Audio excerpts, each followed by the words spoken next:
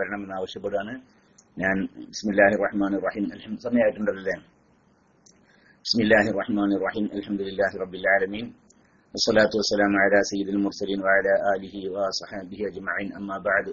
ഇബാദല്ലാഹ് ഉസൈക്കും വഇയ്യായ ബിതഖ്വല്ലാഹ്. ബഹുമാനപ്പെട്ട സഹോദരന്മാരെ, സഹോദരിമാരെ, പ്രിയപ്പെട്ട കുട്ടികളെ, അതുപോലെ നമ്മുടെ റേഡിയോ സംവിധാനം മുഖേനയും മറ്റ് മാർഗങ്ങളിലൂടെയൊക്കെ നമ്മുടെ ഈ പരിപാടികൾ ശ്രവിച്ചുകൊണ്ടിരിക്കുന്ന എന്റെ പ്രിയപ്പെട്ട സഹോദരന്മാരെ, സഹോദരിമാരെ, സ്നേഹനിധികളായ കുട്ടികളെ, നിങ്ങളെല്ലാവരെയും ഇന്നത്തെ ബാബു റയ്യാനിലേക്ക് സ്വാഗതം ചെയ്യാം. ബൈലക്സിന്റെ ചരിത്രത്തിൽ, ഈ ബൈലക്സ് സംവിധാനത്തിൽ ഇങ്ങനെ ഒരു പരിപാടി മറ്റാരും നടത്തിയതായിട്ട് നാം അറിയുന്നില്ല. വിശുദ്ധ റബീഉൽ അവ്വലിൽ നൂറുൻ അലാ നൂർ, അത് വളരെ വിജയകരമായ രീതിയിൽ അൽഹംദുലില്ലാഹ് നമുക്ക് അത് അവസാനിപ്പിക്കാൻ സാധിച്ചു. റബീഉൽ മാസം കഴിഞ്ഞ ശേഷം പിന്നെ ബുശ്റാക്കും മുല്യവും, ഇപ്പോൾ വിശുദ്ധ റമദാനിൽ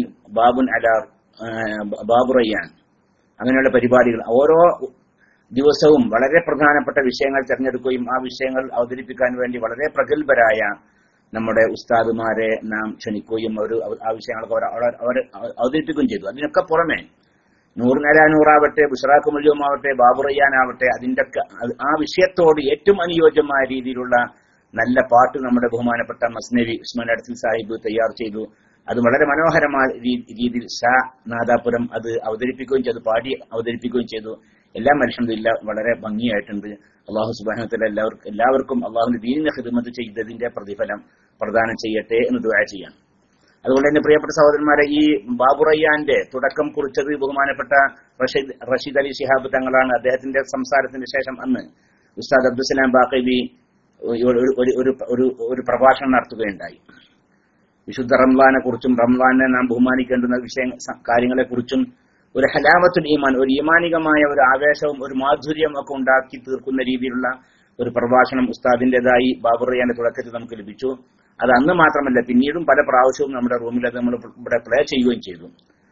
നമ്മളത് പിന്നെ പ്ലേ ചെയ്യാനും തന്നെ ഉണ്ടായ കാരണങ്ങൾ പല ആളുകളും PM ഒക്കെ വീണ്ടും വീണ്ടും ആവശ്യപ്പെട്ടതിന്റെ ഒക്കെ അടിസ്ഥാനത്തിലാണ് അത് പല പ്രാവശ്യം ഇവിടെ പ്ലേ ചെയ്തത്. ഇനിയും ഇൻഷാ അല്ലാഹ് ഒഴിവുണ്ടാകുന്ന സമയത്തൊക്കെ അത് പ്ലേ ചെയ്യും.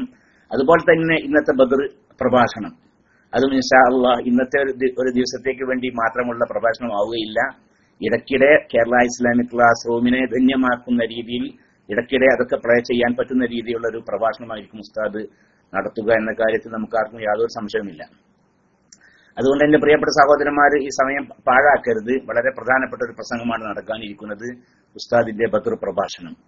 അതുകൊണ്ട് നിങ്ങൾ എല്ലാവരെയും ഒരിക്കൽ കൂടി കേരള ഇസ്ലാമിക് ക്ലാസ് റൂമിന്റെ ബാബു റയ്യാനിലേക്ക് സ്വാഗതം ചെയ്യാണ്. ഇൻഷാ അല്ലാഹ് ഉസ്താദ് എടുത്തിട്ടുണ്ടാവൂലല്ലേ, ID കാണാണ്ട്. ബഹുമാനപ്പെട്ട ഉസ്താദ് അബ്ദുസ്സലാം ബാഖവി എത്തിയിട്ടുണ്ടെങ്കിൽ റൈസ് ഹാൻഡ് ചെയ്യണം. എത്തിയിട്ടുണ്ടല്ലേ? എത്തിയിട്ടുണ്ട്. ഇൻഷാ അല്ലാഹ് ഉസ്താദ് മൈക്ക് എടുക്കുന്നതിന് മുമ്പായി നമ്മുടെ റയ്യാൻ സോങ് ഇസ്മായിൽ അരീക്കാട് ഇസ്മായിൽ അരീക്കാട് ഉണ്ടല്ലോ അല്ലേ? ഇസ്മായിൽ അരീക്കാട് ആരാണ് പ്ലേ ചെയ്യുന്നത്? ഇസ്മായിൽ അരീക്കാട് റയ്യാൻ സോങ് പ്ലേ ചെയ്തതിനു ശേഷം ഉസ്താദ് അബ്ദുസ്സലാം ബാഖവി അവർ മൈക്കിലേക്ക് വരണം എന്ന് അറിയിക്കുകയാണ്. എന്റെ പ്രിയപ്പെട്ട സഹോദരന്മാരെ, ഒരിക്കൽ കൂടി നിങ്ങളോട് എല്ലാവരോടും ആവശ്യപ്പെടുകയാണ്, നിങ്ങളോട് ബന്ധപ്പെട്ട ആളുകളൊക്കെ എത്രയും വേഗം കേരള ഇസ്ലാമിക് ക്ലാസ് റൂമിലേക്ക് നിങ്ങൾ ഇൻവൈറ്റ് ചെയ്യണം എന്നുകൂടി അറിയിച്ചുകൊണ്ട് ഞാൻ മൈക്ക് റിലീസ് ചെയ്യുന്നു. ഇസ്മായിൽ അരീക്കാട് മൈക്ക് എടുക്കണം, അതിനുശേഷം ഉസ്താദ് അബ്ദുസ്സലാം ബാഖവി മൈക്കിലേക്ക് വരണം എന്നാവശ്യപ്പെട്ട് മൈക്ക് റിലീസ് ചെയ്യുന്നു. അസ്സലാമു അലൈക്കും വറഹ്മത്തുള്ളാഹി.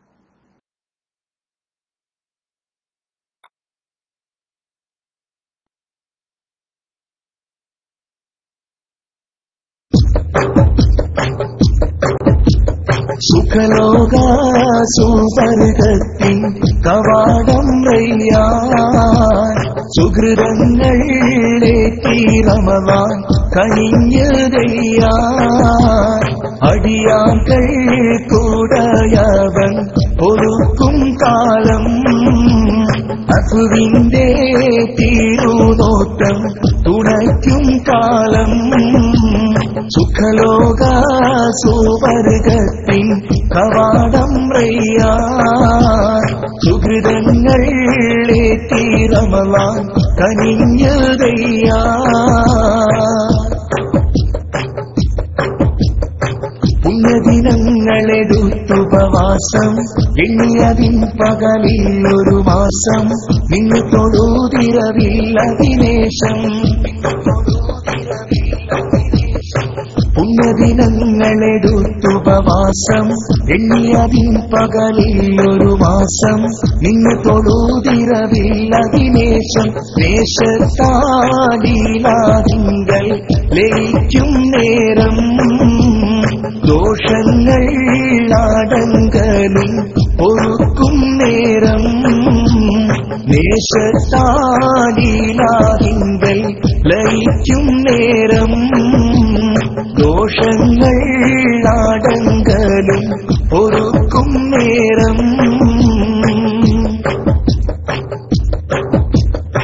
1000 മാസത്തിലേറെ സവാബ് 1000 തുണ തേടി ജവാബ് ലൈലത്തുൽ ഖദ്റിൻ തിരുരാവ് 1000 മാസത്തിലേറെ സവാബ് 1000 തുണ തേടി ജവാബ് ലൈലത്തുൽ ഖദ്റിൻ തിരുരാവ് നാഥന്റെ കാരുണ്യം പെയ്തിറങ്ങും രാവ് നാസുതോടാടുക്കംല കിറങ്ങും രാവ് നാഥന്റെ കാരുണ്യം പെയ്തിറങ്ങും രാവ് നാസുതോടാടുക്കംല കിറങ്ങും രാവ്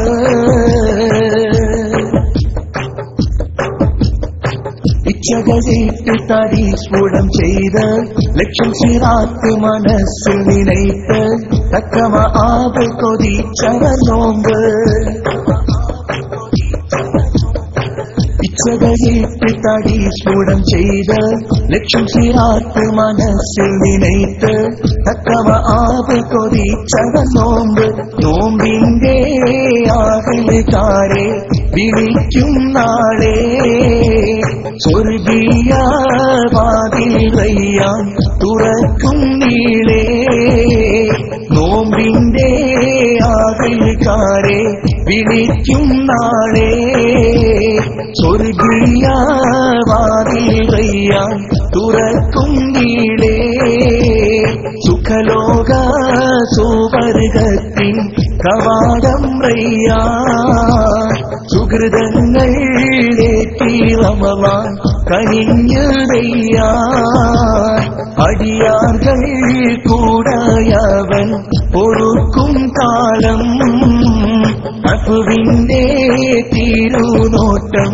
തുണയ്ക്കും കാലം സുഖലോക സുവർഗത്തിൻ കവാടം റയ്യാൻ സുഹൃതങ്ങൾ ഏറ്റി റമളാൻ കനിഞ്ഞതയ്യാൻ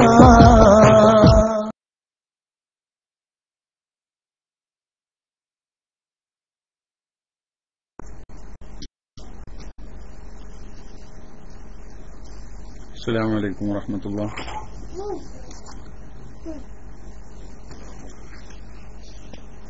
بسم الله الرحمن الرحيم. الحمد لله رب العالمين، وأشهد أن لا إله إلا الله ولي الصالحين، وأشهد أن سيدنا محمدا عبد الله ورسوله الأمين. اللهم صل وسلم وبارك على سيدنا محمد وعلى آله وأصحابه ومن اتبع سنته إلى يوم الدين. أما بعد. ആദരണീയരായ സാദാത്തുക്കളെ, പണ്ഡിതന്മാരെ, സഹോദര സഹോദരിമാരെ, വിദ്യാർത്ഥികളെ, അല്ലാഹു സുബ്ഹാനഹു വ തആല വിശുദ്ധ റമളാൻ മാസത്തിലെ നമ്മുടെ ഈ പ്രവർത്തനങ്ങളെല്ലാം നമ്മിൽ നിന്ന് സ്വീകരിക്കുമാറാവട്ടെ. ആ വിശുദ്ധ റമളാനിന്റെ എല്ലാവിധ പുണ്യങ്ങളും കരസ്ഥമാക്കാൻ അല്ലാഹു നമുക്കെല്ലാവർക്കും ഭാഗ്യം നൽകുമാറാവട്ടെ. അവന്റെ കാരുണ്യം കൊണ്ട്, അനുഗ്രഹം കൊണ്ട് അനുഗ്രഹീതരാകുന്ന, നരകത്തിൽ നിന്ന് മോചിതരായി സ്വർഗീയ പട്ടികയിൽ ഇടം ലഭിക്കുന്ന, അതിനനുസരിച്ച് ഭാവികാലം, ശിഷ്ടകാലം ജീവിക്കുന്ന ആ ഭാഗ്യം സിദ്ധിക്കുന്നവരിൽ അള്ളാഹു നമ്മെ എല്ലാവരെയും നമ്മുടെ കുടുംബത്തെയും ഉൾപ്പെടുത്തി അനുഗ്രഹിക്കുമാറാവട്ടെ. മഹാന്മാരായ അള്ളാഹുവിന്റെ ഇഷ്ടദാസന്മാരായ അള്ളാഹുവിന്റെ ബദരീങ്ങൾ, അവരെ അനുസ്മരിക്കാനാണ് നാം ഒരുമിച്ച് കൂടിയത്. ഇപ്പോൾ അവരുടെ മദദും അവരുടെ ബർക്കത്തും അവരുടെയൊക്കെ നളറത്തും തർബിയത്തുമൊക്കെ അല്ലാഹു സുബ്ഹാനഹു വ തആല നമുക്ക് നൽകി അനുഗ്രഹിക്കുമാറാവട്ടെ. സഹോദരങ്ങളെ, മഹാന്മാരായ അസ്ഹാബുൽ ബദർ, ബദറിൽ പങ്കെടുത്ത അള്ളാഹുവിന്റെ ഇഷ്ടദാസന്മാരായ സഹാബികൾ, ഇവരെ അനുസ്മരിക്കുക എന്നത് ഒരു മുസ്ലിമിന്റെ ഈമാനികമായ ബാധ്യതയും ധാർമ്മികമായ കടമയും ആണ് എന്ന കാര്യത്തിൽ യാതൊരു സംശയവും ഇല്ല.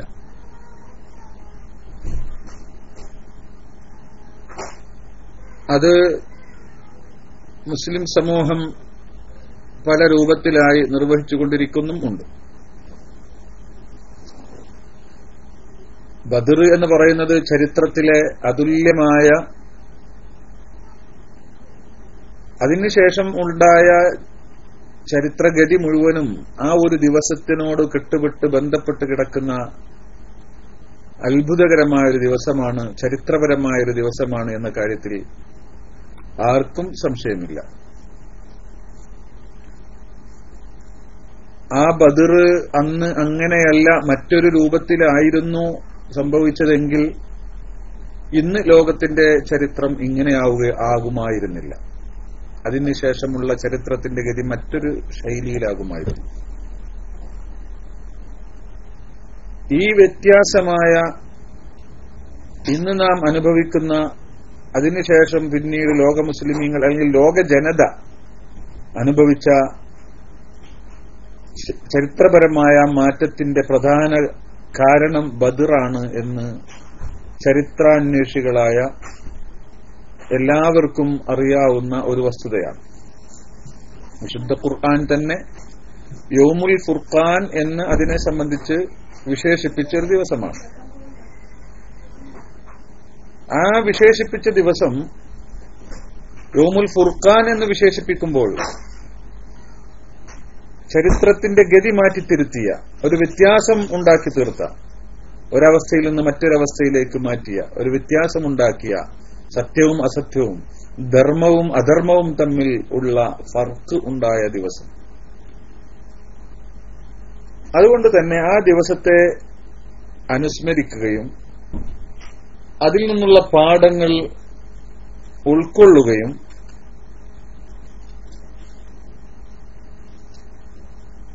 ആ ദിവസത്തിലെ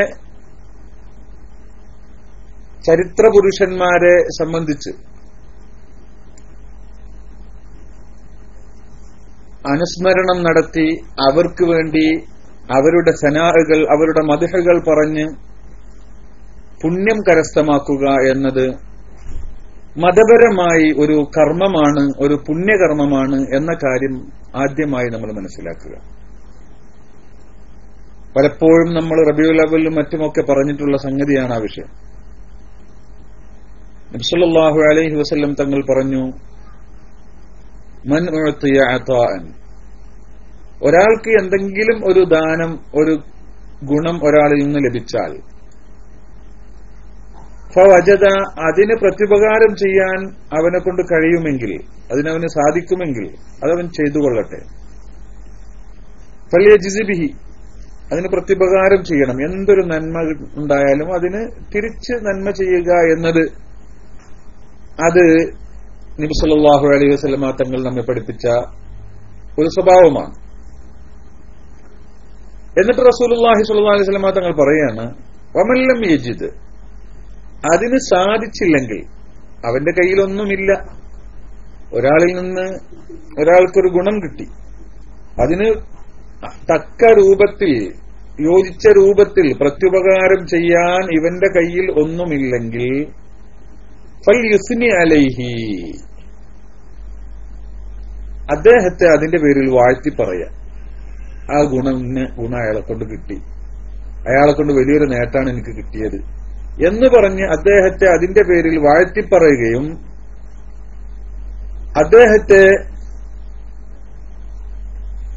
അദ്ദേഹത്തെ അതിന് നന്ദി രേഖപ്പെടുത്തുകയും ചെയ്യുക.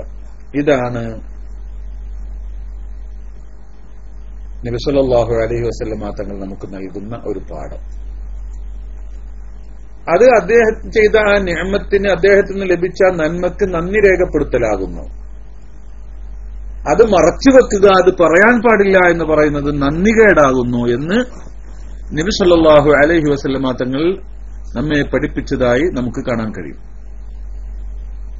മനസ്സിലായോ?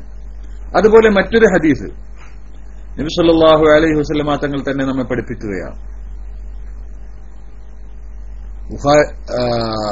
മുഹാജിറുകളായ, മക്കയിൽ നിന്ന് മദീനയിലേക്ക് വന്ന മുഹാജിറുകളായ സഹാബികൾ നബി സല്ലല്ലാഹു അലൈഹി വസല്ലമ തങ്ങളുടെ അരികിൽ വന്ന് പറയാം. എന്താ പറയുന്നത്? നബിയെ, ഈ മദീനക്കാരായ അൻസാറുകളായ സഹാബികളോട് നമ്മൾ വല്ലാതെ കടപ്പെട്ടിരിക്കുന്നല്ലോ നബിയെ. അവര് എന്തൊരു സ്നേഹമാണ് അവർ നൽകുന്നത്, എന്തൊരു സഹായമാണ് അവർ നൽകുന്നത്. അവർക്കുള്ള ആവശ്യങ്ങൾ പോലും, അവർക്ക് ആവശ്യമുണ്ടായിരുന്നിട്ട് പോലും അതുപോലും വകവെക്കാതെ നമ്മളുടെ കാര്യങ്ങൾക്ക് അവർ പരിഗണനയും മുൻഗണനയും നൽകുന്നു. വല്ലാത്തൊരു കടപ്പാടായിപ്പോയല്ലോ അവരോട് നബിയെ എന്ന് പറഞ്ഞിട്ട് അവർ പറഞ്ഞു, ഹത്താ ഖശീന, ഞങ്ങൾ ഭയപ്പെടുന്നു നബിയെ, ഐ യദ്ഹബൂ ബിൽ അജ്രി കുല്ലി, എല്ലാ പ്രതിഫലവും അവർ കൊണ്ടുപോകുമോ എന്ന് ഞങ്ങൾ ഭയപ്പെടുന്നു നബിയെ എന്ന്. ഞങ്ങൾ ചെയ്യുന്നതിന്റെ പ്രതിഫലം കൂടി അൻസാറുകൾ കൊണ്ടുപോകുമോ എന്ന് ഞങ്ങൾ ഭയപ്പെടുന്നു നബിയെ എന്ന് ബഹുമാനപ്പെട്ട നബി സല്ലല്ലാഹു അലൈഹി വസല്ലമ തങ്ങളോട് മുഹാജിറുകൾ പറയാ, സങ്കടം പറയാ. കാരണം മുഹാജിറുകളായ സഹാബികളെ അത്രമാത്രം സ്നേഹത്തിലാണല്ലോ, അത്രമാത്രം ബഹുമാനത്തിലും ആദരവിലുമാണല്ലോ മഹാന്മാരായ മദീനക്കാരായ അൻസാറുകളായ സഹാബത്ത് സ്വീകരിച്ചതും സഹായിച്ചതും ബഹുമാനിച്ചതും. അവരുടെ സമ്പത്തിന്റെ പകുതി ഭാഗം അങ്ങോട്ട് വകവെച്ചു കൊടുത്തുകൊണ്ട്, അല്ലെങ്കിൽ വിഹിതിച്ചു കൊടുത്തുകൊണ്ട്, ഭാഗിച്ചു കൊടുത്തുകൊണ്ട്, ഭാര്യമാരിൽ നിനക്ക് ആരെയാണ് വേണ്ടത് എങ്കിൽ പറഞ്ഞു, ഞാൻ അവരെ തലാഖ് ചൊല്ലിത്തരാം എന്ന് പറഞ്ഞുകൊണ്ട് സ്നേഹിക്കുകയും സഹായിക്കുകയും ചെയ്തപ്പോൾ അവരുടെ ആ സ്നേഹവും അവരുടെ ആ ഈസാറും അവരുടെ ആ ഇവർക്ക് വേണ്ടി, മുഹാജിറുകൾക്ക് വേണ്ടിയുള്ള അവരുടെ ആ ക്ഷമയും എല്ലാം കണ്ടുകൊണ്ട് മഹാന്മാരായ മുഹാജിറുകളായ സഹാബത്ത് വിഷമത്തോടെ നബിയോട് പറയാ, ഇവരുടെ ഈ സ്നേഹവും ഈ ആദരവും ഈ സഹായവും ഒക്കെ കാണുമ്പോൾ ഞങ്ങൾ ഭയപ്പെടുന്നു നബിയെ, ഇവര് ഞങ്ങൾ ചെയ്യുന്നതിന്റെ അമലിന്റെ ഒക്കെ പ്രതിഫലമൊക്കെ അവർ കൊണ്ടുപോകുമോ എന്ന് ഞങ്ങൾ ഭയപ്പെടുന്നു നബിയെ എന്ന്. ഞങ്ങളൊരു സുജൂദ് ചെയ്യുന്നെങ്കിൽ അതിന്റെ ക്രെഡിറ്റ് അവർക്കാണ്. ഉടനെ റസൂലുള്ളാഹി സ്വല്ലല്ലാഹു അലൈഹി വസല്ലം തങ്ങൾ പറഞ്ഞ മറുപടി എന്താ? റസൂലുള്ളാഹി സ്വല്ലല്ലാഹു അലൈഹി വസല്ലം തങ്ങൾ പറഞ്ഞ മറുപടിക്കല്ല, അങ്ങനെ നിങ്ങൾ ഭയപ്പെടണ്ട, അങ്ങനെ അവർ കൊണ്ടുപോകുന്നില്ല, നിങ്ങൾക്ക് കിട്ടാതെ അവർ കൊണ്ടുപോകുന്നില്ല. മാ ദഅൗതുമുല്ലാഹ ലഹും വഅസ്നൈതും അലൈഹിം, മാ ദഅൗതുമുല്ലാഹ ലഹും വഅസ്നൈതും അലൈഹിം, നിങ്ങൾ അവർക്ക് വേണ്ടി ദുആ ചെയ്യുക, നിങ്ങൾക്ക് അവർ ചെയ്തു തന്ന അനുഗ്രഹങ്ങൾക്ക് പടച്ചവനെ അർഹമായ പ്രതിഫലം നൽകണമെന്ന് പറഞ്ഞുകൊണ്ട് അവർക്ക് നിങ്ങൾ ദുആ ചെയ്തുകൊണ്ടിരിക്കുക. മാ ദഅൗതും, അങ്ങനെ ദുആ ചെയ്തുകൊണ്ടിരിക്കുക, അങ്ങനെ ചെയ്താൽ മതി. അതുപോലെ വഅസ്നൈതും അലൈഹിം, അവരെ വാഴ്ത്തി പറയുകയും ചെയ്യുക. അങ്ങനെ ഗുണങ്ങൾ അവരെ കൊണ്ടുണ്ടായി എന്ന അതിങ്ങനെ പറയുക, ഇടയ്ക്കിടയ്ക്ക് പറയുക, അനുസ്മരിക്കുക. അങ്ങനെ അനുസ്മരിക്കുകയും നിങ്ങൾ ചെയ്താൽ നിങ്ങളുടെ കടമ നിങ്ങൾ നിർവഹിച്ചു എന്ന് നബി സല്ലല്ലാഹു അലൈഹി വസല്ലമ തങ്ങൾ പറഞ്ഞുകൊണ്ട് മുഹാജിറുകളായ സഹാബത്തിനെ സമാധാനിപ്പിച്ച സംഭവം സഹീഹായ ഹദീസാണ്. മനസ്സിലായോ? അപ്പോ ഇവിടെ എന്താ പറഞ്ഞത്? അൻസാറുകളായ സഹാബത്തിൽ നിന്ന് കിട്ടിക്കൊണ്ടിരിക്കുന്ന ആനുകൂല്യങ്ങളും സഹായങ്ങളും സ്നേഹങ്ങളും കാണുമ്പോ അവരോടുള്ള കടപ്പാട് എത്ര വലുതാണ്, അതിന് ഞങ്ങൾ എങ്ങനെയാണ് നന്ദി രേഖപ്പെടുത്തുക എന്നൊക്കെ ചിന്തിച്ച മുഹാജിറുകളെ സമാധാനിപ്പിച്ചുകൊണ്ട് റസൂലുള്ള പറഞ്ഞു കൊടുത്തത് അവർക്ക് വേണ്ടി ദുആ ചെയ്യുക, അവരെ മദ്ഹ് പറഞ്ഞുകൊണ്ടിരിക്കുക. ഇത് രണ്ടും ചെയ്താൽ മതി എന്നാ പറഞ്ഞത്. അത് അവരോടുള്ള നന്ദിയാണ്, അവർ ചെയ്ത നന്മക്കുള്ള നന്ദിയാണ്. അപ്പൊ ഇവിടെ നമുക്ക് മനസ്സിലാകുന്നത്, നേരത്തെ പറഞ്ഞ ഹദീസും ഇതൊക്കെ ചേർത്തി വായിച്ചാൽ നമുക്ക് മനസ്സിലാകുന്ന കാര്യങ്ങൾ എന്താ? ഒരാളിൽ നിന്ന് കിട്ടുന്ന നന്മക്ക് അതിന് പ്രത്യുപകാരം ചെയ്യാൻ കഴിയില്ലെങ്കിൽ അവരെ മദ്ഹ് പറയുക എന്നതും അവരെ വേണ്ടി ദുആ ചെയ്യുക എന്നതൊക്കെ അവർക്ക് കാണിക്കുന്ന നന്ദിയുടെ ഭാഗമാണ് എന്ന് നമുക്ക് ഈ സംഭവങ്ങളിൽ നിന്നൊക്കെ മനസ്സിലാവുന്നു. അങ്ങനെയാണ് മഹാന്മാരൊക്കെ മനസ്സിലാക്കിയതും. എന്നാൽ ഇതാണ് ഇവിടെ നടന്നുകൊണ്ടിരിക്കുന്നത്. മഹാന്മാരായ സഹാബത്ത്, നബി സല്ലല്ലാഹു അലൈഹി വസല്ലമ, ആ നബിയുടെ സഹാബത്ത് അവരിൽ നിന്ന് നമുക്ക് കിട്ടിയ നിഅമത്തിന്, ഗുണത്തിന് നന്ദി രേഖപ്പെടുത്താൻ എന്താ നമ്മളെ കയ്യിലുള്ളത്? എന്ത് കൊടുത്തിട്ടാണ് അവർക്ക് നന്ദി ചെയ്യുക? എന്ത് കൊടുത്താലും അതിനൊക്കെ പ്രത്യുപകാരമാവുക അവർ ചെയ്ത സേവനത്തിന്, അവർ ചെയ്ത അധ്വാനത്തിന്, അവർ ചെയ്ത തുലഹയ്യത്തിന്? അവരെല്ലാം സഹിച്ച് ജീവനും സമ്പത്തും എല്ലാം ബലിയർപ്പിച്ചുകൊണ്ട് പരിശുദ്ധ ദീനിനെ സഹായിച്ചതുകൊണ്ടല്ലേ ഇന്ന് ഈ ദീൻ ഇത്ര സുന്ദരമായി നമ്മളിലേക്കൊക്കെ എത്തിയത്? ഇതിനൊക്കെ കൊടുക്കാൻ എന്താ നമ്മുടെ കയ്യിലുള്ളത്? അവരെ മദ്ഹ് പറയുകയും അവർ ആ ചെയ്ത നന്മകളെ പാടിപ്പുകഴ്ത്തുകയും ചെയ്യുക എന്നതല്ലാതെ അതിനുവേണ്ടി അല്ലാഹു സുബ്ഹാനഹു വ തആല അവർക്ക് അർഹമായ പ്രതിഫലം നൽകാൻ വേണ്ടി അവർക്ക് വേണ്ടി ദുആ ചെയ്തുകൊണ്ടിരിക്കുകയുമല്ലാതെ എന്താണ് നമ്മുടെ മുന്നിലുള്ളത്? അതുകൊണ്ട് തന്നെ മുഅ്മിനായ എല്ലാ മനുഷ്യരുടെയും ബാധ്യതയാണ് ഇവരെ അനുസ്മരിക്കുക. പ്രത്യേകിച്ച് അവരുടെ ആ ദിവസങ്ങൾ വരുമ്പോൾ ആ ദിവസത്തെ മറക്കാതിരിക്കുക, ആ ദിവസത്തെ അനുസ്മരിച്ചുകൊണ്ട് മഹാന്മാരുടെ ആ മദ്ഹ് പറയുക, അവർ ചെയ്ത ആ സേവനത്തെ അനുസ്മരിക്കുകയും പാടിപ്പുകഴ്ത്തുകയും അതിൽ നിന്ന് നമുക്ക് ഉൾക്കൊള്ളേണ്ടുന്ന പാഠങ്ങൾ ഉൾക്കൊള്ളാൻ ശ്രമിക്കുകയും ചെയ്യുക എന്നത് ഒരു മുഅ്മിനിന്റെ കടമയും ബാധ്യതയുമാണ് എന്ന് ഇത്തരം സംഭവങ്ങളിൽ നിന്ന്, ഹദീസുകളിൽ നിന്ന് നമുക്ക് മനസ്സിലാക്കാൻ കഴിയുന്നു. അതാണ് നമ്മൾ ചെയ്തുകൊണ്ടിരിക്കുന്നത്. അല്ലാഹു സുബ്ഹാനഹു വ തആല അതൊക്കെ വേണ്ട വിധത്തിൽ നിർവഹിക്കാനും നിലനിർത്തുവാനും നമ്മുടെ തലമുറ, അടുത്ത തലമുറയിലേക്ക് അതൊക്കെ പകർന്നു കൊടുക്കുവാനും ഉള്ള ഭാഗ്യം നമുക്കൊക്കെ നൽകി അല്ലാഹു അനുഗ്രഹിക്കുമാറാവട്ടെ. അപ്പോൾ നാം ചെയ്യുന്നത് വലിയൊരു പുണ്യകർമ്മമാണ് എന്ന് നമ്മൾ ആദ്യമായി മനസ്സിലാക്കുക. അതാണ് നമ്മൾ ആദ്യമായി ചെയ്യേണ്ടത്. വലിയൊരു പുണ്യകർമ്മമാണ് നമ്മൾ ചെയ്യേണ്ടത്. മാന്യ സഹോദരങ്ങളെ, എന്താണ് ബദർ? ഒരുപാട് അതിനെ സംബന്ധിച്ച് നിങ്ങൾ കേട്ടു. ഇന്ന് തന്നെ ഒരുപാട് അതിനുമായി ബന്ധപ്പെട്ട ക്ലാസുകളും പ്രസംഗങ്ങളും ഒക്കെ ഇവിടെ നടന്നതാണ്, അല്ലെങ്കിൽ അതിന്റെ റെക്കോർഡൊക്കെ ഇവിടെ നിങ്ങൾ കേട്ടതാണ്. ബദറിന്റെ ചരിത്രവും നിങ്ങൾക്കറിയാം. ഞാനതൊരു വിശദമായി പരത്തി പറയാനൊന്നും ഉദ്ദേശിക്കുന്നില്ല. അതിന് ചില പ്രധാനപ്പെട്ട ചില ഭാഗങ്ങൾ ഒന്ന് ഓർമ്മപ്പെടുത്തുക മാത്രമാണ് എന്റെ ഉദ്ദേശം. ബദർ എന്ന് പറഞ്ഞാൽ ഹിജ്റ 2-ാം വർഷം നടന്ന ഒരു യുദ്ധമാണല്ലോ. അതിന്റെ മുമ്പും ചില സംഭവങ്ങൾ ചില്ലറകളൊക്കെ നടന്നിട്ടുണ്ട്. എന്നാൽ ചരിത്രത്തിലെ പ്രധാനമായ ഒരു യുദ്ധമാണ്, ഹിജ്റ 2-ാം വർഷം നടന്ന ഒരു യുദ്ധമാണ് ബദർ യുദ്ധം എന്ന് പറയുന്നത്. ഇത് നടക്കുന്നത് വാസ്തവത്തിൽ ഒരു യുദ്ധത്തിനുള്ള തയ്യാറെടുപ്പോടുകൂടെയല്ല എന്ന് നമുക്കറിയാം. പ്രത്യേകിച്ച് മുസ്ലിം പക്ഷത്തു നിന്ന് ഒരു യുദ്ധത്തിനുള്ള തയ്യാറെടുപ്പ് ആയിരുന്നില്ല. മക്കയിൽ നിന്ന് അവിടെ ജീവിക്കാൻ കഴിയാത്തതിന്റെ പേരിൽ, ലാ ഇലാഹ ഇല്ലല്ലാഹ് പറഞ്ഞതിന്റെ പേരിൽ അവിടെ നിന്ന് പലായനം ചെയ്ത് മദീനയിൽ വന്ന മഹാന്മാരായ സഹാബത്ത്, ആ സഹാബത്തിന്റെ വീടും സമ്പത്തുമൊക്കെ ശത്രുക്കൾ കൊള്ളയടിച്ചു. ഇതൊരു വസ്തുതയാണ്. അതിന്റെ പുറമെ മദീനയിൽ പോലും സ്വസ്ഥമായി ജീവിക്കാനുള്ള അവസരങ്ങൾ നിഷേധിക്കുന്ന രൂപത്തിലുള്ള പ്രവർത്തനങ്ങൾ അവരുടെ ഭാഗത്തുണ്ടായിക്കൊണ്ടിരിക്കുകയാണ്. പരിസര പ്രദേശത്തും മറ്റുമൊക്കെ കൊള്ളയടിച്ചും ഇവരുടെ മദീനക്കാരുടെ സമ്പത്ത്, അവരുടെ മൃഗങ്ങളും മറ്റുമൊക്കെ വല്ല മലഞ്ചെരുവിലുമൊക്കെ മേഞ്ഞു നടക്കുമ്പോൾ, അല്ലെങ്കിൽ അതിനെ മേക്കുകയോ മറ്റുമൊക്കെ ചെയ്യുമ്പോൾ അതിനെ കൊള്ളയടിച്ചും ഉപദ്രവിച്ചുകൊണ്ടേയിരുന്നു. ഇവരുടെ കുടുംബങ്ങളെ മക്കയിൽ ഉപദ്രവിച്ചുകൊണ്ടിരുന്നു. അതുകൊണ്ട് തന്നെ ഇസ്ലാമിക പ്രബോധനത്തിന് ഒരു സ്വസ്ഥമായ സ്വതന്ത്രമായ ഒരു ഇസ്ലാമിക പ്രബോധനത്തിന് സാധ്യമല്ലാത്തൊരവസ്ഥ നിലനിൽക്കുകയാണ്. അങ്ങനെ ശത്രുതയിലാണ് കാര്യങ്ങൾ നീങ്ങിക്കൊണ്ടിരിക്കുന്നത്. ഒരു വിട്ടുവീഴ്ചയും മക്കക്കാരുടെ ഭാഗത്തുനിന്ന് ഉണ്ടാകുന്നില്ല. ഈ സന്ദർഭത്തിലാണ് നബി സല്ലല്ലാഹു അലൈഹി വസല്ലമ തങ്ങൾ വളരെ തന്ത്രപരമായി, അല്ലെങ്കിൽ നയതന്ത്രപരമായ ഒരു സമീപനമാണ് റസൂലുള്ളാഹിയുടെ ഭാഗത്തുനിന്ന് ഉണ്ടാവുന്നത്. റസൂലുള്ളാഹി സ്വല്ലല്ലാഹു അലൈഹി വസല്ലമ തങ്ങൾ എന്താ യഥാർത്ഥത്തിൽ ചെയ്തത്? റസൂലുള്ളാഹി സ്വല്ലല്ലാഹു അലൈഹി വസല്ലമ തങ്ങൾ അബൂ സുഫിയാൻ ഇബ്നു ഹർബിന്റെ നേതൃത്വത്തിലുള്ള ഒരു കച്ചവട സംഘം സിറിയയിൽ നിന്ന് വരുന്നുണ്ട്. 30-40 ആളുകളുള്ള ഒരു ഖുറൈശി സംഘമാണ്. അവരിൽ പലരുമുണ്ട്. അംർ ഇബ്നുൽ ആസ് ഉണ്ട്, മഖ്റമത്ത് ഇബ്നു നൗഫൽ ഉണ്ട്, അങ്ങനെ പലരുമുണ്ട്. അങ്ങനെയുള്ള ഒരു കച്ചവട സംഘം സിറിയയിൽ നിന്ന് പുറപ്പെട്ടിട്ടുണ്ട്. ഇതിനെ പിടിക്കലാണ് റസൂലുള്ളാഹി സ്വല്ലല്ലാഹു അലൈഹി വസല്ലമ തങ്ങളുടെ ഉദ്ദേശം. ഇതിനെ നേരിടുക, എന്നിട്ട് ആ സമ്പത്ത് ഇങ്ങോട്ട് എടുക്കുക. കാരണം അത് പലതുകൊണ്ടും അനുവദിക്കപ്പെട്ടതാണ്.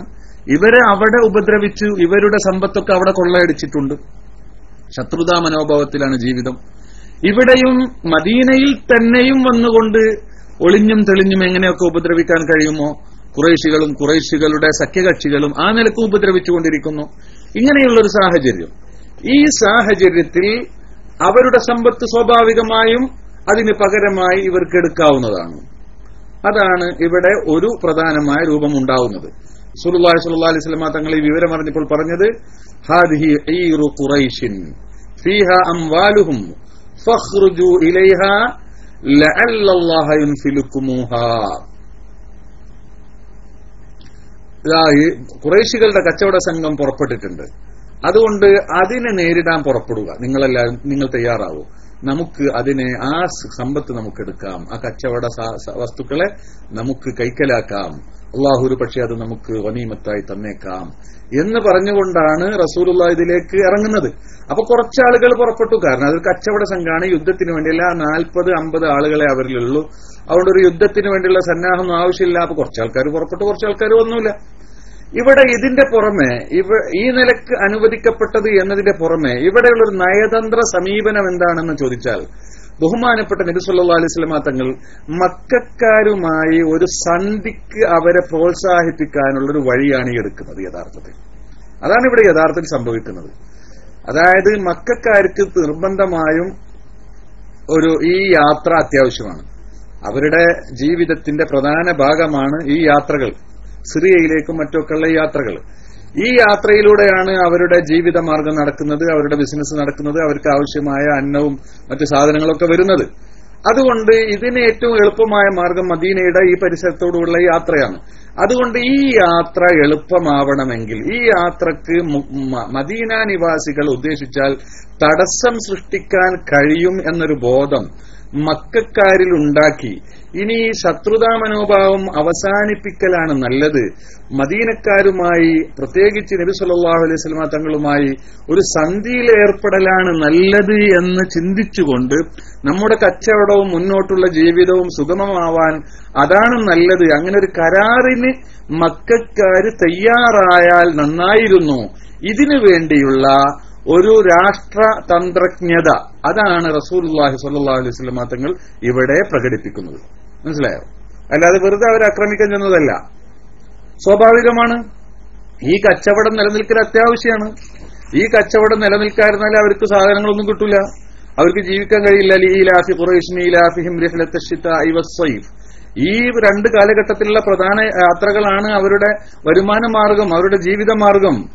ഇത് മദീനക്കാര് ഉദ്ദേശിച്ചാൽ ഇപ്പൊ ഒരിക്കൽ രക്ഷപ്പെട്ടാലും പിന്നെയും സംഭവിക്കാലോ. അപ്പോ സ്വാഭാവികമായും സ്വതന്ത്രമായ സ്വൈരമായ ഒരു സ്വൈരവിഹാരം, ഒരു യാത്ര, ഈ ബിസിനസ്, ഇതിനൊക്കെ ഒരു തടസ്സമാകുന്ന വിധത്തിൽ മദീന വളർന്നിട്ടുണ്ട്. അതുകൊണ്ട് ഈ ശത്രുതാ മനോഭാവം അവസാനിപ്പിച്ചുകൊണ്ട് ഒരു ഐക്യത്തിലും സൗഹാർദ്ദത്തിലേക്കും നീങ്ങലാണ് നല്ലത് എന്ന് ബുദ്ധിയുള്ള ആളുകൾ ചിന്തിക്കാൻ വേണ്ടിയുള്ള ഒരു അവസരം സൃഷ്ടിക്കുക എന്ന ഒരു വലിയ രാഷ്ട്രതന്ത്രജ്ഞതയാണ് യഥാർത്ഥത്തിൽ നബി സല്ലല്ലാഹു അലൈഹി വസല്ലം തങ്ങൾ ഇവിടെ ഉദ്ദേശിക്കുന്നത്. അങ്ങനെ നടന്നാൽ പിന്നെ ഇസ്ലാമിന്റെ പ്രബോധനത്തിന് അതേ വേണ്ടൂ. ഇസ്ലാം പ്രചരിപ്പിക്കാൻ അത് കേൾക്കാനുള്ളൊരു അവസരം ഉണ്ടാകേണ്ട ആവശ്യമുള്ളൂ, അല്ലാതെ അതിന് വാളും കുന്നൊന്നും ആവശ്യമില്ല. അങ്ങനെയല്ല ഇവിടെ ഇസ്ലാം പ്രചരിച്ചിട്ടുള്ളതും. അങ്ങനെയാണെങ്കിൽ പിന്നെ എങ്ങനെ മക്കയിൽ ഈ ആളുകളൊക്കെ എവിടുന്നുണ്ടായി? മക്കയിൽ വാളൊന്നുമില്ലല്ലോ. ഈ വാളെടുക്കണമെങ്കിൽ ആ എടുക്കാനുള്ള ആൾ എവിടുന്നുണ്ടായി? മക്കയിൽ നിന്ന് തന്നെയല്ലേ വലിയൊരു സമൂഹം ഇസ്ലാമിലേക്ക് വരുന്നത്. ഈ നിലക്ക് തടസ്സങ്ങളും പ്രയാസങ്ങളും ഒക്കെ ഉണ്ടായിട്ടും അപ്പോൾ അവിടെ വാളെടുത്തിട്ടില്ല, അവിടെ പരിചയം എടുത്തിട്ടില്ല, അവിടെ അമ്പെടുത്തിട്ടില്ല, ഒന്നും എടുത്തിട്ടില്ല. അപ്പോൾ സംഗതി അങ്ങനെയല്ല. സംഗതി മറിച്ച് അത് ഇസ്ലാമിന്റെ പ്രചരണം തന്നെ അത് കേൾക്കാൻ അവസരം ഉണ്ടാകുക, അതിനെ സംബന്ധിച്ച് മറ്റുള്ളവർക്ക് പറഞ്ഞു കൊടുക്കാൻ അവസരം ഉണ്ടാകുക, അത് പിന്നെ പറയുമ്പോൾ അതിന്റെ കൂടെ വിശുദ്ധ ഖുർആൻ ഓതിക്കൊടുക്കാൻ അവസരം ഉണ്ടാകുക. ഇത്രേ വേണ്ടതുള്ളൂ വിശുദ്ധ ഖുർആൻ ആ വിശുദ്ധ ഇസ്ലാമിന്. അതോടുകൂടെ ഇസ്ലാം മനസ്സിലേക്ക് കടക്കും, ഈമാൻ മനസ്സിലേക്ക് കടക്കും, ഖുർആൻ മനസ്സിലേക്ക് കടക്കും. അതോടൊപ്പം ഒരു യഥാർത്ഥ മുസ്ലിമായി മാറുകയും ചെയ്യും. അങ്ങനെ റസൂലുള്ളാഹി സ്വല്ലല്ലാഹു അലൈഹി വസല്ലം തങ്ങളുടെ വാളിന്റെ ശക്തിയോ റസൂലുള്ളാഹിയുടെ സാമ്പത്തിക ശക്തിയോ റസൂലുള്ളാഹി സ്വല്ലല്ലാഹു അലൈഹി വസല്ലം തങ്ങളുടെ അത്തരത്തിലുള്ള ഭൗതികമായ എന്തെങ്കിലും ഒരു ശക്തി കണ്ടിട്ടല്ലല്ലോ മഹാന്മാരായ മക്കയിൽ നിന്ന് തന്നെ വിശ്വസിച്ച ആ മഹാന്മാരായ ബിലാൽ റളിയല്ലാഹു അൻഹു അടക്കമുള്ള മഹാന്മാരൊക്കെ അവരുടെ ശരീരത്തിൽ നിന്ന് അവരുടെ മാംസവും അവരുടെ രക്തവും ഇങ്ങനെ ഉരുകി ഒലിച്ചിട്ടും അല്ലാഹു അഹദ് അല്ലാഹു അഹദ് എന്ന് പറഞ്ഞത് റസൂലുള്ളാഹിയുടെ വാളിന്റെ ബലം കൊണ്ടാ, റസൂലുള്ളാഹി സ്വല്ലല്ലാഹു അലൈഹി വസല്ലം സമ്പത്തിന്റെ ബലം കൊണ്ടാ? ഒന്നുമല്ലല്ലോ. അത് മനസ്സിലേക്ക് പ്രവേശിച്ച അത് അങ്ങനെയാണ്. കദാലിക്കൽ ഈമാനു ഇദാ ഖാലത ബശാശത്തുഹു ഇദാ ഖാലതത് ബശാശത്തുഹു ശിഗാഫൽ ഖുലൂബ് എന്ന് പറഞ്ഞല്ലോ. ഈമാനിന്റെ ബശാശത്ത്, അതിന്റെ ആ ചൈതന്യം ഹൃദയത്തിന്റെ ഉള്ളുകളിലേക്ക് കണ്ട് ഇറങ്ങിച്ചെന്നാ പിന്നെ അത് അങ്ങനെയാണ്. അപ്പൊ അതിനവസരം ഉണ്ടാക്കുക എന്നതാണ് ഇവിടുത്തെ സമീപനം, ഇവിടുത്തെ നയം. അതാണ് ഇതിന്റെ പ്രധാന ഉദ്ദേശം. പക്ഷേ മക്കക്കാര് ആ നിലക്കല്ല ചിന്തിച്ചത്. മക്കക്കാര് ഈ വിവരം റസൂലുള്ളാഹി സ്വല്ലല്ലാഹു അലൈഹി വസല്ലം തങ്ങൾ ഇങ്ങനെ പുറപ്പെട്ടിട്ടുണ്ട് എന്ന വിവരം അറിഞ്ഞപ്പോൾ അവർ അതിനെ അബൂ സുഫിയാൻ ഉടനെ ആ വിവരം മക്കക്കാർക്ക് കൊടുത്തു. അപ്പൊ മക്കക്കാര് നമ്മളോട് നേരിടാൻ മാത്രം ആയോ എന്ന നിലക്ക് അഹങ്കാരത്തിൽ അവരെല്ലാവരും ഒന്നടങ്കം പുറപ്പെടുകയാണ് ചെയ്തത് റസൂലുള്ളാഹിയോട് യുദ്ധം ചെയ്യാൻ. മനസ്സിലായോ? ഫഅസ്റഉൽ ഖുറൂജ വലം യതഖല്ലഫ മിൻ അശ്റാഫിഹിം അഹദുൻ. അവരുടെ പ്രമുഖരിൽ ആരും തന്നെ പിന്തിയില്ല, എല്ലാവരും പുറപ്പെട്ടു. അബൂലഹബ് ഒഴികെ. അബൂലഹബ് പോന്നിട്ടില്ല. അബൂലഹബിന് എന്തോ തടസ്സം നേരിട്ട് അബൂലഹബ് വന്നില്ല. ബാക്കി എല്ലാവരും, അബൂലഹബ് എന്നാല് അതിന് പകരം തന്റെ സ്ഥാനത്ത് അൽ ആസ് എന്ന് പറഞ്ഞ അബൂജഹലിന്റെ സഹോദരനായ അൽ ആസിനെ ആ സ്ഥാനത്ത് അയച്ചു. എത്രത്തോളം എന്ന് പറഞ്ഞാൽ ഉമയ്യത്ത് ബിൻ ഖലഫ് എന്ന് പറയുന്ന ആള്, അയാള് കുറച്ച് പ്രായമുള്ള ആളായിരുന്നു, തടിയും കൂടിയ ആളായിരുന്നു. അയാള് പോണ്ടാൻ തീരുമാനിച്ചതാ. അപ്പോൾ ഉഖബത്ത് ബിൻ അബിയുമായിട്ട് അയാളിങ്ങനെ ആൾക്കാരൊക്കെ കൂടി ഇരിക്കുന്നിടത്തേക്ക് കുറച്ച് പുകയക്കണതും അടുപ്പൊക്കെ ആയിട്ട് ചെന്നിട്ട് പറഞ്ഞു, ഇതൊക്കെ ആയിട്ട് ചെന്നിട്ടും ഇവിടെ അടുപ്പ് തീ കത്തിച്ചിട്ട് ഇവിടെ ഇരുന്നോ എന്ന് പറഞ്ഞു. അതെന്താ, നീ പെണ്ണുങ്ങളെ കൂട്ടത്തിൽപ്പെട്ട ആളാണ് പറഞ്ഞു. അത് കളിയാക്കിയിട്ടേ പോരുന്നില്ല, യുദ്ധത്തിന് പോരുന്നില്ല എന്നുള്ള നിലക്ക്. അപ്പൊ അയാൾ പറഞ്ഞു കബ്ബഹക്കല്ലാ എന്ന് പറഞ്ഞ് ദേഷ്യം പിടിച്ച് മൂപ്പരും പുറപ്പെട്ടു എന്നാണ്. അങ്ങനെ ഒരുവിധ ആളുകളൊക്കെ തയ്യാറായി ശക്തമായി അവർ പുറപ്പെടുകയാണ് നബി സല്ലല്ലാഹു അലൈഹി വസല്ലമ തങ്ങളോട് യുദ്ധം ചെയ്യാൻ വേണ്ടിയിട്ട്. ഇവര് അബൂ സുഫിയാൻ തന്ത്രപരമായി മറ്റു വഴി സ്വീകരിച്ചു, രക്ഷപ്പെടുകയും ചെയ്തു. ഇതൊക്കെ നിങ്ങൾക്കറിയാവുന്ന കാര്യങ്ങളാണ്. നബി സല്ലല്ലാഹു അലൈഹി വസല്ലമ തങ്ങൾ മദീനയിൽ നിന്ന് പുറപ്പെടുന്നത് റമളാൻ 8-നാണ് എന്നാണ് ചരിത്രം പറയുന്നത്. 8-ന് പുറപ്പെട്ടു. മദീനയിൽ ആദ്യം അംർ ഇബ്നു ഉമ്മു മക്തൂം എന്നവരെ അവിടുത്തെ അമീറാക്കി നിശ്ചയിച്ചു. പിന്നെ ഈ കൂട്ടത്തിൽ തന്നെ അബൂ ലുബാബ എന്നവരെ തിരിച്ചയച്ചിട്ട് മൂപ്പരെ മദീനയിലെ അമീറാക്കി നിശ്ചയിച്ചു. എന്നിട്ട് ഇവർ പുറപ്പെട്ടു. നബി സല്ലല്ലാഹു അലൈഹി വസല്ലമ തങ്ങളുടെ കൂടെ 300 ചില്ലാനും ആളുകളാണുള്ളത്. 70 ഒട്ടകം അവരെ കയ്യിലുണ്ടായിരുന്നത്, അവരെ കൂടെ ഉണ്ടായിരുന്നത്. മനസ്സിലായി? 70 ഒട്ടകം. റസൂലുള്ളാഹി സ്വല്ലല്ലാഹു അലൈഹി വസല്ലമ തങ്ങളും സഹാബികളും ഇതിങ്ങനെ മാറി മാറി അതിന് യാത്ര ചെയ്യും. എല്ലാവർക്കും കൂടുതൽ യാത്ര ചെയ്യാൻ, ഒരാൾ മാത്രം യാത്ര ചെയ്താൽ ശരിയാവില്ലല്ലോ. അപ്പൊ റസൂലുള്ളാഹി, അലി റളിയല്ലാഹു അൻഹു, മിർസദ് ബിൻ അബി മിർസദ്, ഇവര് 3 ആളും കൂടിയിട്ടായിരുന്നു ഒരു ഒട്ടകത്തെ ഉപയോഗിച്ചിരുന്നത്. അബൂബക്കർ റളിയല്ലാഹു അൻഹു, ഉമർ റളിയല്ലാഹു അൻഹു, അബ്ദുറഹ്മാൻ ബിൻ ഔഫ് റളിയല്ലാഹു അൻഹു 3 ആൾക്കും കൂടി ഒരു ഒട്ടകമായിരുന്നു. ഇങ്ങനൊക്കെ കൂടി ആയി അവരിങ്ങനെ നടന്ന് അപ്പോഴേക്ക് ഇവര് പുറപ്പെട്ടു എന്നുള്ള വിവരം അറിഞ്ഞു, ഇവര് തിരിച്ച് മക്കയിലെത്തി എന്നുള്ള വിവരം അറിഞ്ഞു. അപ്പോഴേക്ക് അവിടെ നിന്ന് ആളുകൾ ഇങ്ങോട്ട് പുറപ്പെട്ടിട്ടുണ്ട്. 1000-ലധികം ആളുകൾ സർവ്വ ആയുധവും സർവ്വസന്നാഹങ്ങളുമായി പുറപ്പെട്ടിട്ടുണ്ട് എന്ന വിവരം അറിഞ്ഞു. അങ്ങനെ നബി സല്ലല്ലാഹു അലൈഹി വസല്ലമ തങ്ങൾ ഒരു യുദ്ധത്തിനല്ല ഉദ്ദേശിച്ചിട്ടുള്ളത് എന്ന കാര്യം അവർക്കും അറിയാം. അബൂ സുഫിയാൻ രക്ഷപ്പെട്ടു എന്ന വിവരം അബൂജഹലും കൂട്ടരും അറിഞ്ഞു. അപ്പോ അതിൽ പലരും അബൂജഹലിനെ ഉപദേശിച്ചു നോക്കി, ഇത് നമ്മൾ ഇനിയൊരു യുദ്ധത്തിന് പോകേണ്ട ആവശ്യമില്ല, അവിടെ പോയി യുദ്ധത്തിന് പോയാൽ നമ്മുടെ ആൾക്കാരെന്നല്ലേ പലരും അവിടെ ഉള്ളത്, നമ്മൾ സഹോദരനോട് യുദ്ധം ചെയ്യേണ്ടി വരും, വാപ്പ മക്കളോട് യുദ്ധം ചെയ്യേണ്ടി വരും, അതുകൊണ്ട് മടങ്ങലല്ലേ നല്ലത് എന്നൊക്കെ ഉപദേശിച്ച ആളുകളുണ്ട്. ചിലർ പിന്തിരിഞ്ഞിട്ടുണ്ട്. പക്ഷേ അബൂജഹലിന്റെ കാർക്കശ്യം, ആ കർശനമായ നിലപാടാണ് വീണ്ടും യുദ്ധത്തിലേക്ക് നയിക്കുന്നത്.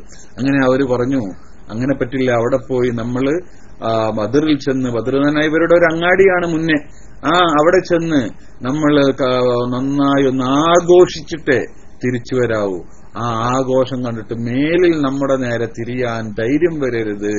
മാത്രമല്ല ലോകര് മുഴുവനും അറിയണം നമ്മുടെ കൂവത്ത്, നമ്മുടെ ശക്തി എന്നൊക്കെ പറഞ്ഞ് അഹങ്കരിച്ചുകൊണ്ട് അവർ വന്നു. ഇതൊക്കെയാണ് ചരിത്രം, നമുക്കറിയാവുന്ന വസ്തുതയാണ്. അതിലേക്കൊന്നും ഞാൻ കൂടുതൽ കടക്കുന്നില്ല. ഈ സന്ദർഭത്തിൽ ബഹുമാനപ്പെട്ട നബി സല്ലല്ലാഹു അലൈഹി വസല്ലമ തങ്ങൾ എന്ത് വേണം ഇനി എന്ന് മഹാന്മാരായ സഹാബത്തിനോട് മുശാവറത്ത് ചെയ്ത രംഗങ്ങളൊക്കെ നമുക്കറിയാവുന്ന സംഗതിയാണ്. വല്ലാത്ത രംഗങ്ങളാണ് ആ രംഗങ്ങളൊക്കെ. ഇവിടെ നാം മനസ്സിലാക്കേണ്ടത്, ഈ ബദ്ർ നടക്കുന്നത് റമളാൻ മാസത്തിലാണ്. അതും തന്നെ റമളാനിന്റെ നോമ്പ് നിർബന്ധമാക്കിയ ആദ്യത്തെ അവസരം അല്ലേ? അങ്ങനെയുള്ള ആ സന്ദർഭം നിങ്ങളൊന്ന് ആലോചിച്ച് നോക്ക്. എന്താണ് ആ രംഗം? ബഹുമാനപ്പെട്ട സഹാബത്ത് എത്രമാത്രം ആ ഒരു കുറഞ്ഞ സമയം കൊണ്ട് ഉയർന്നിട്ടുണ്ട് എന്ന് ഈ സന്ദർഭത്തിൽ നിന്നൊക്കെ നമുക്ക് മനസ്സിലാക്കാൻ കഴിയും. വിശുദ്ധമായൊരു ഹദീസ് നമ്മെ പഠിപ്പിച്ചിട്ടുണ്ടല്ലോ, ലൈസ ശദീദു ബിസ്സുറഅ. ഷദീദ് ശക്തൻ എന്ന് പറഞ്ഞാല് എന്തെങ്കിലുമൊക്കെ എന്നിട്ട് കാണുമ്പോഴത്തേന് ചാടി വീണ് ആക്രമിക്കുന്ന ആളല്ല, അതല്ല യോഗ്യത, അതല്ല ശക്തി, അങ്ങനെയുള്ള ആളല്ല ശക്തൻ. മറിച്ച് ശക്തൻ ആരാണ്? മൻ യംലിക്കു നഫ്സഹു ഇൻദൽ ഗളബ്. കോപം വരുന്ന സന്ദർഭത്തിൽ ശരീരത്തെ നിയന്ത്രിക്കാൻ കഴിയുന്നവനാണ് യഥാർത്ഥത്തിൽ ശക്തൻ. അവനാണ് യഥാർത്ഥ ശക്തിയുള്ളവൻ. അവനാണ് എവിടെയും വിജയിക്കുന്നവൻ. ആ ശക്തിയാണ് നമുക്കുണ്ടാവേണ്ടത്. ആ ശക്തിയാണ് നോമ്പ് നമ്മെ പഠിപ്പിക്കുന്നത്. മുന്നൊരു സംഭവം ഉണ്ടല്ലോ, ബഹുമാനപ്പെട്ട മൂസ നബി അലൈഹി സ്വലാത്തു വസ്സലാമിന്റെ ബനു ഇസ്രായേലുകാരുടെ സംഭവം ഖുർആൻ വിവരിക്കുന്നുണ്ടല്ലോ. ബനു ഇസ്രായേലുകാര് ഞങ്ങൾക്ക് ഒരു പ്രവാചകനെ അയച്ചു തരണം, അല്ലെങ്കിൽ രാജാവിനെ അയച്ചു തരണം യുദ്ധം ചെയ്യാനെന്നൊക്കെ പറഞ്ഞു. അപ്പോ ഇബഅസ് ലനാ മലിക്കൻ നുഖാതിൽ ഫീ സബീലില്ലാഹ് എന്ന് പറഞ്ഞ സംഭവം ഖുർആൻ വിവരിക്കുന്നുണ്ട്. ഇവിടെ രസകരമായ ഒരു സംഭവം, ഒരു ബന്ധം ഇതും അതും തമ്മിൽ നമുക്ക് കാണാൻ കഴിയും.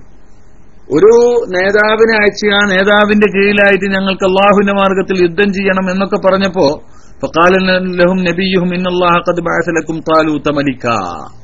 താലൂത്തിനെ രാജാവായിട്ട് അയക്കുന്നുണ്ട് എന്ന് പറഞ്ഞു. അങ്ങനെ അപ്പൊ തന്നെ അവർ എതിർപ്പ് പറഞ്ഞു. താലൂത്തിന് എന്താ യോഗ്യത എന്ന് ചോദിച്ചു. അപ്പോ പറഞ്ഞു, താലൂത്തിന് സമ്പത്തില്ലല്ലോ, താലൂത്തിന് ഞങ്ങളെക്കാളും പ്രത്യേകമൊന്നുമില്ല, സമ്പത്തിനെയാണ് അവർ പൂജിക്കുന്നത്. അപ്പോ ആ പ്രവാചകൻ പറഞ്ഞു, അദ്ദേഹത്തിന് ശാരീരികമായി ഖുവ്വത്തുണ്ട്, അദ്ദേഹത്തിന് ഈമാനികമായും വൈജ്ഞാനികമായും നിങ്ങളെക്കാൾ സ്ഥാനമുണ്ട് എന്ന് പറഞ്ഞു.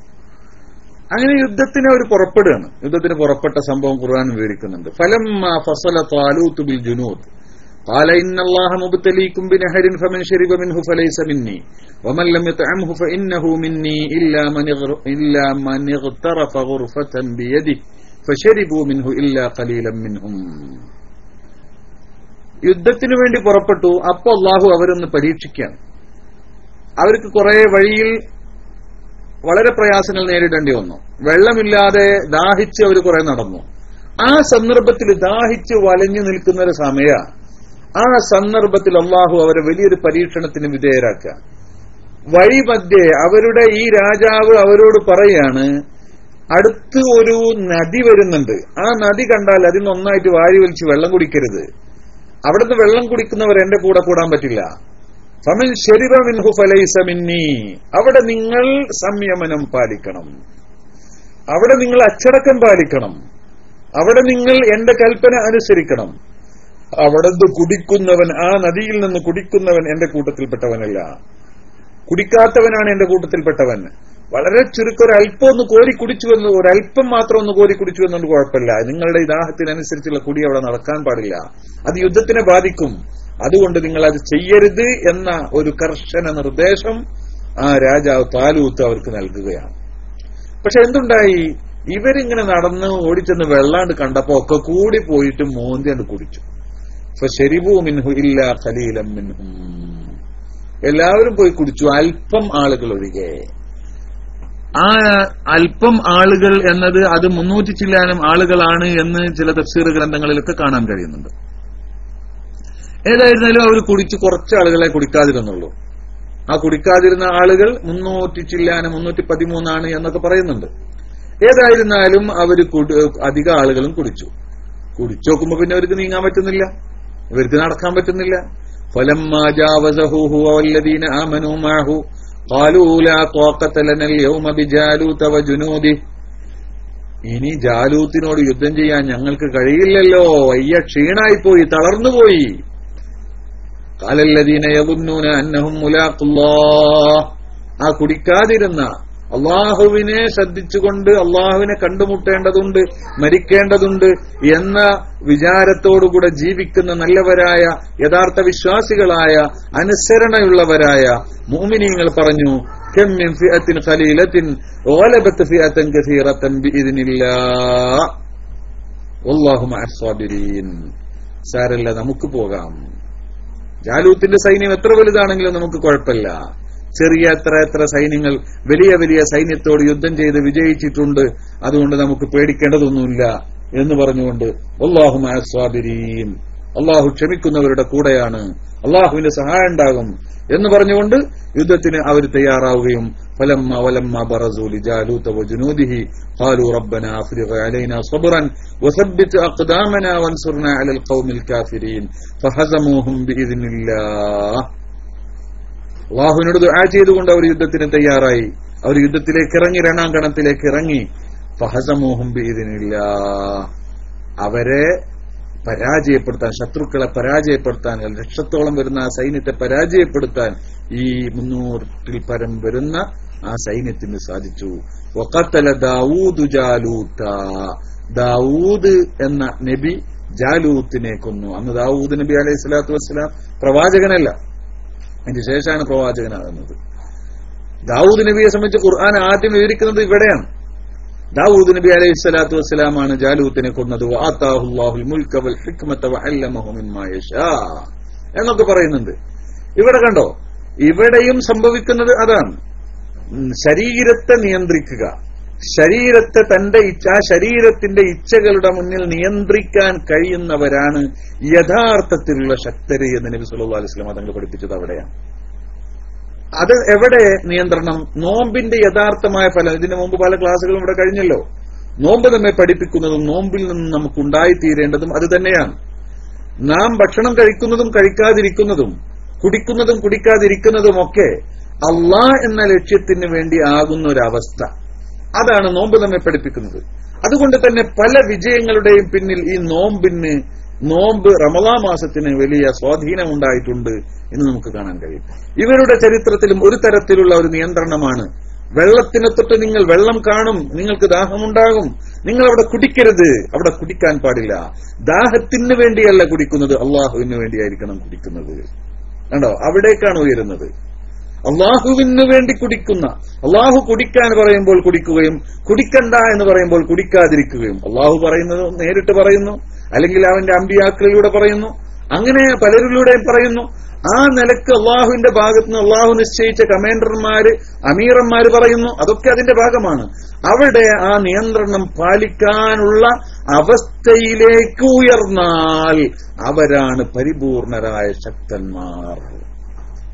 ആ ശക്തിയാണ് ഇവിടെയും നമ്മൾ കാണുന്നത്. മഹാന്മാരായ സഹാബത്തിനോട് ബഹുമാനപ്പെട്ട നബി സല്ലല്ലാഹു അലൈഹി വസല്ലമ തങ്ങൾ ചോദിക്കുകയാണ്, നമ്മൾ എന്ത് ചെയ്യണം? വാസ്തവത്തിൽ മദീന നിവാസികൾ നബി സല്ലല്ലാഹു അലൈഹി വസല്ലമ തങ്ങളുമായി നടത്തിയിട്ടുള്ള കരാർ അനുസരിച്ച് മദീനയിൽ വന്ന് ആരെങ്കിലും റസൂലിനെ ഉപദ്രവിക്കുമ്പോൾ അതിനെ ഞങ്ങൾ തടയും എന്നായിരുന്നു കരാറ്. ആ കരാർ അനുസരിച്ചും നബി സല്ലല്ലാഹു അലൈഹി വസല്ലമ തങ്ങളുടെ ഈ യുദ്ധത്തിന് മുന്നിട്ടിറങ്ങൽ അൻസാറുകളുടെ ബാധ്യതയല്ല. കാരണം മദീനയിൽ വെച്ചല്ല യുദ്ധം നടക്കുന്നത്. മദീനയിൽ വെച്ച് വളരെ അകലെയാണ് ബദർ എന്ന് പറയുന്നത്. മദീനയുടെയും മക്കയുടെയും ഏകദേശം മധ്യഭാഗത്ത് വരുന്ന ബദറിൽ വെച്ചാകുമ്പോൾ അവിടെ പല കഴിവും പല കാരണങ്ങളും പറഞ്ഞ് ഒഴിയാൻ തൽക്കാലം ഇപ്പൊ നമ്മൾ ഈ യുദ്ധത്തിന് വന്നതല്ലല്ലോ, അതിനുള്ള സാമഗ്രികൾ നമ്മുടെ കയ്യിലില്ലല്ലോ, ഒന്നും നമ്മുടെ കയ്യിലില്ലല്ലോ, അതുകൊണ്ട് നമുക്ക് മറ്റൊരവസരത്തിലാക്കാം എന്നൊക്കെ പറഞ്ഞ് ഒഴിയാവുന്ന ഒരു സാഹചര്യം അവർക്ക് അവിടെയുണ്ട്. പക്ഷേ അവർ പറഞ്ഞു, നബി സല്ലല്ലാഹു അലൈഹി വസല്ലമ തങ്ങളോട് പറഞ്ഞു, നബിയെ, അങ്ങേക്ക് അല്ലാഹു സുബ്ഹാനഹു വ തആല എന്താണ് തോന്നിപ്പിക്കുന്നത്, എന്താണ് തരുന്ന നിർദ്ദേശം, അതനുസരിച്ച് അങ്ങ് പ്രവർത്തിച്ചോളൂ. അങ്ങ് എന്ത് പറഞ്ഞാലും അതിന്റെ പിന്നിൽ ഞങ്ങൾ ഉണ്ടായിരിക്കും, അത് പൂർണ്ണമായി അനുസരിച്ചുകൊണ്ട്. സമുദ്രം താണ്ടി അക്കരെപ്പറ്റി യുദ്ധം ചെയ്യണമെന്ന് പറഞ്ഞാൽ മാ തഖല്ലഫ മിന്നാ റജുലുൻ വാഹിദുൻ, ഒരാൾ പോലും പിന്താതെ ഞങ്ങൾ യുദ്ധത്തിന് വരും എന്ന് എല്ലാവരും, ആദ്യം മുഹാജിറുകൾ പറഞ്ഞു, അതുകൊണ്ടായില്ല, അൻസാറുകളും പറഞ്ഞു, എല്ലാവരും പറഞ്ഞു. അവര് മാനസികമായി അവരുടെ അവസ്ഥ, തങ്ങളുടെ ജീവിതമല്ല വലുത്, തങ്ങളുടെ നിലനിൽപ്പല്ല വലുത്, തങ്ങളുടെ കുടുംബമല്ല വലുത്, അള്ളാഹുവാണ് വലുത്, അള്ളാഹുവിന്റെ ദീനാണ് വലുത്, അള്ളാഹുവിന്റെ റസൂലാണ് വലുത്, അതിനുവേണ്ടി എന്തും ത്യജിക്കാൻ തയ്യാറാണ് എന്ന ആ മാനസികാവസ്ഥ അവരവിടെ പ്രകടിപ്പിച്ചു. അതവർ പ്രകടിപ്പിച്ചു. എന്തിനേയും നിയന്ത്രിക്കാൻ, അള്ളാഹുവിന് വേണ്ടി നിയന്ത്രിക്കാൻ അവർക്ക് സാധിക്കും. ആ ഒരു അവസ്ഥയിലേക്ക് അവർ ഉയർന്നിട്ടുണ്ട് എന്ന ആ ഒരു സാഹചര്യം അവരവിടെ തെളിയിക്കുകയാണ്. അവരാണ് ശക്തര്. അള്ളാഹുവിന്റെ സഹായം അതോടുകൂടെ അവർക്കുണ്ടാവുകയുമാണ്. അതാണ് യഥാർത്ഥത്തിൽ വേണ്ടത്. ഏതൊരു കാര്യത്തിലും നമുക്ക് വേണ്ടത് അതാണ്. നമ്മുടേതായ ഭാഗത്ത് നമ്മുടെ ഇവിടെ റസൂലുള്ളാഹിക്ക് അള്ളാഹു സുബ്ഹാനഹു വ തആല മുൻകൂട്ടി തന്നെ പല വിവരങ്ങൾ കൊടുത്തിട്ടുണ്ടല്ലോ. സ്വപ്നത്തിലൂടെയായും അല്ലാതെയായും പലതും കാണിച്ചു കൊടുത്തിട്ടുണ്ടല്ലോ. രണ്ടാലൊന്ന് കിട്ടുമെന്ന് അറിയിച്ചിട്ടുണ്ടല്ലോ. പക്ഷെ ഇവിടെ നമ്മൾ ചെയ്യേണ്ട ബാധ്യത നമ്മൾ നിർവഹിക്കണം. ആ നിർവഹിക്കാൻ ഇവര് സന്നദ്ധരായിട്ടുണ്ടോ? അപ്പോഴാണ് അള്ളാഹുവിന്റെ സഹായം വരിക. അത് തയ്യാറായിട്ടുണ്ടോ? ആ ഒരു അവസ്ഥയിലേക്ക് ഇവർ ഉയർന്നിട്ടുണ്ടോ എന്നുള്ളത് അള്ളാഹുവിന്റെ റസൂൽ പരിശോധിക്കുകയാണ്. അത് പരിശോധിച്ചു. അവരെല്ലാവരും ഏകകണ്ഠമായി പറഞ്ഞു. ഒരാൾ പോലും എതിര് പറയാതെ എല്ലാവരും പറഞ്ഞു. മറ്റെന്തെങ്കിലും പറയാമായിരുന്നു അവർക്ക്, അതൊന്നും പറയാതെ പറഞ്ഞു, നബിയെ, ഒരിക്കലും മൂസ നബിയോട് ഖൗമ് പറഞ്ഞതുപോലൊന്നും ഞങ്ങൾ പറയില്ല. നബിയെ, അങ്ങയുടെ റബ്ബും യുദ്ധം ചെയ്യുക, ഞങ്ങൾ വലതുഭാഗത്തും ഇടതുഭാഗത്തും മുന്നിലും പിന്നിലും ഒക്കെ നിന്നുകൊണ്ട് യുദ്ധം ചെയ്യുമെന്ന് പറഞ്ഞു. റസൂലുള്ളാഹി അവർക്കൊക്കെ വേണ്ടി ദുആ ചെയ്തു. സഅദ് ഇബ്നു മുആദ് റളിയല്ലാഹു തആല അൻഹു ആണ് പറഞ്ഞത്, എന്തെന്ന്, ഈ സമുദ്രം താണ്ടി അക്കരെ പറ്റണമെന്ന് പറഞ്ഞാൽ അതിനും ഞങ്ങൾ തയ്യാറാണെന്ന് പറഞ്ഞു. അങ്ങനെ ബഹുമാനപ്പെട്ട നബി സല്ലല്ലാഹു അലൈഹി വസല്ലമ തങ്ങൾ യുദ്ധത്തിന് തയ്യാറായി. അവരെല്ലാവരും അവർക്ക് വേണ്ടി ബർക്കത്തിന് വേണ്ടി ദുആ ചെയ്തു. സീറു അലാ ബറക്കത്തില്ലാ വഅബ്ശിറു ഫഇന്ന റബ്ബി ഖദ് വഅദനി ഇഹ്ദ ത്വായിഫതൈൻ ഇമ്മൽ ഐറു വഇമ്മൻ നഫീർ. സന്തോഷിച്ചോളൂ, അല്ലാഹു എന്നോട് കരാർ ചെയ്യുന്നുണ്ട്, രണ്ടാലൊന്ന് നിങ്ങൾക്കുണ്ട് എന്ന് കരാർ ചെയ്തിട്ടുണ്ട്. ഒന്നുകിൽ കച്ചവട സംഘം അല്ലെങ്കിൽ ഈ യുദ്ധസംഘം, രണ്ടാലൊന്നിനെ കീഴ്പ്പെടുത്താൻ നിങ്ങൾക്ക് സാധിക്കും എന്ന് അല്ലാഹു എന്നോട് വാഗ്ദാനം ചെയ്തിട്ടുണ്ട് എന്ന് പറഞ്ഞു. അങ്ങനെ അതിനിടക്ക് പല സംഭവങ്ങളും സംഭവിച്ചു. നബി സല്ലല്ലാഹു അലൈഹി വസല്ലം തങ്ങൾ ഒരു പ്രത്യേക സ്ഥലത്ത് തമ്പ് കെട്ടിയപ്പോൾ മറ്റു ചില സഹാബികൾ വന്നുകൊണ്ട് നബി സല്ലല്ലാഹു അലൈഹി വസല്ലം തങ്ങളോട് പറഞ്ഞു, ഇത് തങ്ങളോട് അള്ളാഹു കൽപ്പിച്ചൊരു സ്ഥലമാണോ ഇവിടെ തന്നെ നിൽക്കാൻ, അതല്ല തങ്ങൾ സ്വന്തം ഇഷ്ടത്തിന് ചെയ്തതാണോ എന്ന് ചോദിച്ചു. ഇവിടെ നിൽക്കുകയാണോ എന്ന് ചോദിച്ചു. ഇല്ല, ഇത് പ്രത്യേക കൽപ്പനയുടെ പേരിലൊന്നും അല്ല എന്ന് പറഞ്ഞു. അപ്പോൾ പറഞ്ഞു, എങ്കിൽ എന്റെ അഭിപ്രായം, യുദ്ധം എന്ന് പറഞ്ഞാൽ അത് ഒരു തരം ഖദീഅത്താണ്, തന്ത്രപ്രയോഗമാണ്. തന്ത്രത്തിലൂടെ കാര്യങ്ങൾ നേടാൻ ശ്രമിക്കണം, തന്ത്രപരമായി കാര്യങ്ങൾ നേടാൻ ശ്രമിക്കണം. അതുകൊണ്ട് എനിക്ക് തോന്നുന്നത് ഇവിടെ നിൽക്കലല്ല നല്ലത്, കുറച്ചുകൂടെ അപ്പുറത്ത് പോയി നിന്നാൽ അവിടുന്ന് അവർക്ക് പിന്നെ ആ ഭാഗത്തു നിന്ന് പിന്നെ ഇങ്ങോട്ട് താഴ്ഭാഗമാണ്, വെള്ളമൊക്കെ ഈ ഭാഗത്താണ് ഉണ്ടാകുക, പിന്നെ അതിന്റെ അപ്പുറം വെള്ളം ഉണ്ടാവില്ല. അതുകൊണ്ട് വെള്ളം മുഴുവനും നമുക്ക് മാത്രമാവുകയും അവർക്ക് വെള്ളമില്ലാത്തൊരവസ്ഥ ഉണ്ടാവുകയും ചെയ്യും.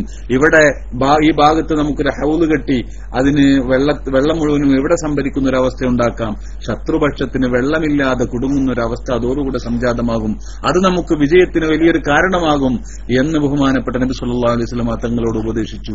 റസൂലുള്ളാഹി സ്വല്ലല്ലാഹു അലൈഹി വസല്ലം മുശാവറത്ത് അദ്ദേഹത്തിന്റെ അഭിപ്രായം പറഞ്ഞു. റസൂലുള്ളാഹി അത് സ്വീകരിക്കുകയും ചെയ്തു. വലിയൊരു പാഠമാണ് അതിലുള്ളത്. മുശാവറ ചെയ്യുക. ആ മുശാവറയിൽ നമുക്ക് ചെറിയവരും വലിയവരോട് അഭിപ്രായങ്ങൾ പറയുക.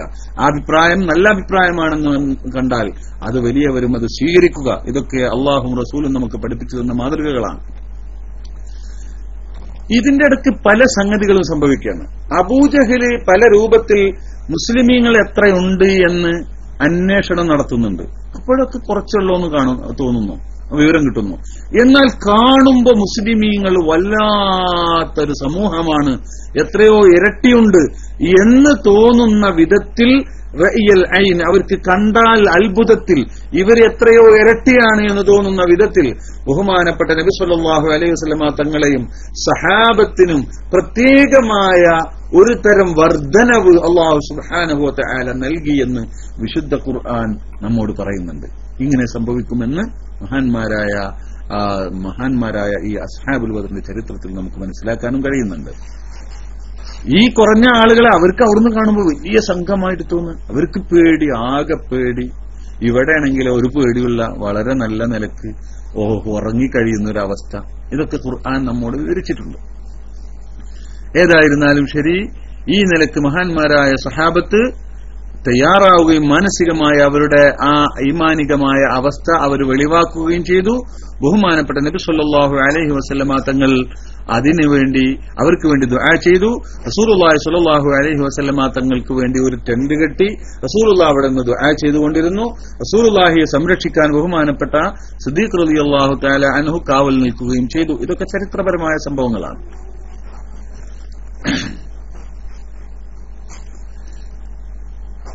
എന്നിട്ട് പിന്നെ യുദ്ധത്തിനുള്ള അവസരങ്ങൾ അടുത്തു വരികയാണ്. യുദ്ധത്തിനുള്ള അവസരം വരുന്നതിന് മുമ്പ് തന്നെ ഇവിടെ ഉണ്ടാക്കിയിട്ടുള്ള ഈ ഹൗല്, വെള്ളം കെട്ടി നിർത്താനുള്ള ഈ ഹൗല്, ഈ ഹൗലിന്റെ അടുത്തേക്ക് ഒരാൾ വരികയാണ്. ഈ സംഭവങ്ങളൊക്കെ വിവരിക്കപ്പെട്ടിട്ടുണ്ട് ബദർ പാട്ടിലും മറ്റൊക്കെ നിങ്ങൾ ധാരാളം കേട്ടതാണ്. ബഹുമാനപ്പെട്ട ഹംസ റളിയല്ലാഹു തആല അൻഹു അയാളോട് നേരിട്ട സംഭവങ്ങളുമൊക്കെ ചരിത്രത്തിൽ സ്ഥലം പിടിച്ചിട്ടുണ്ട്.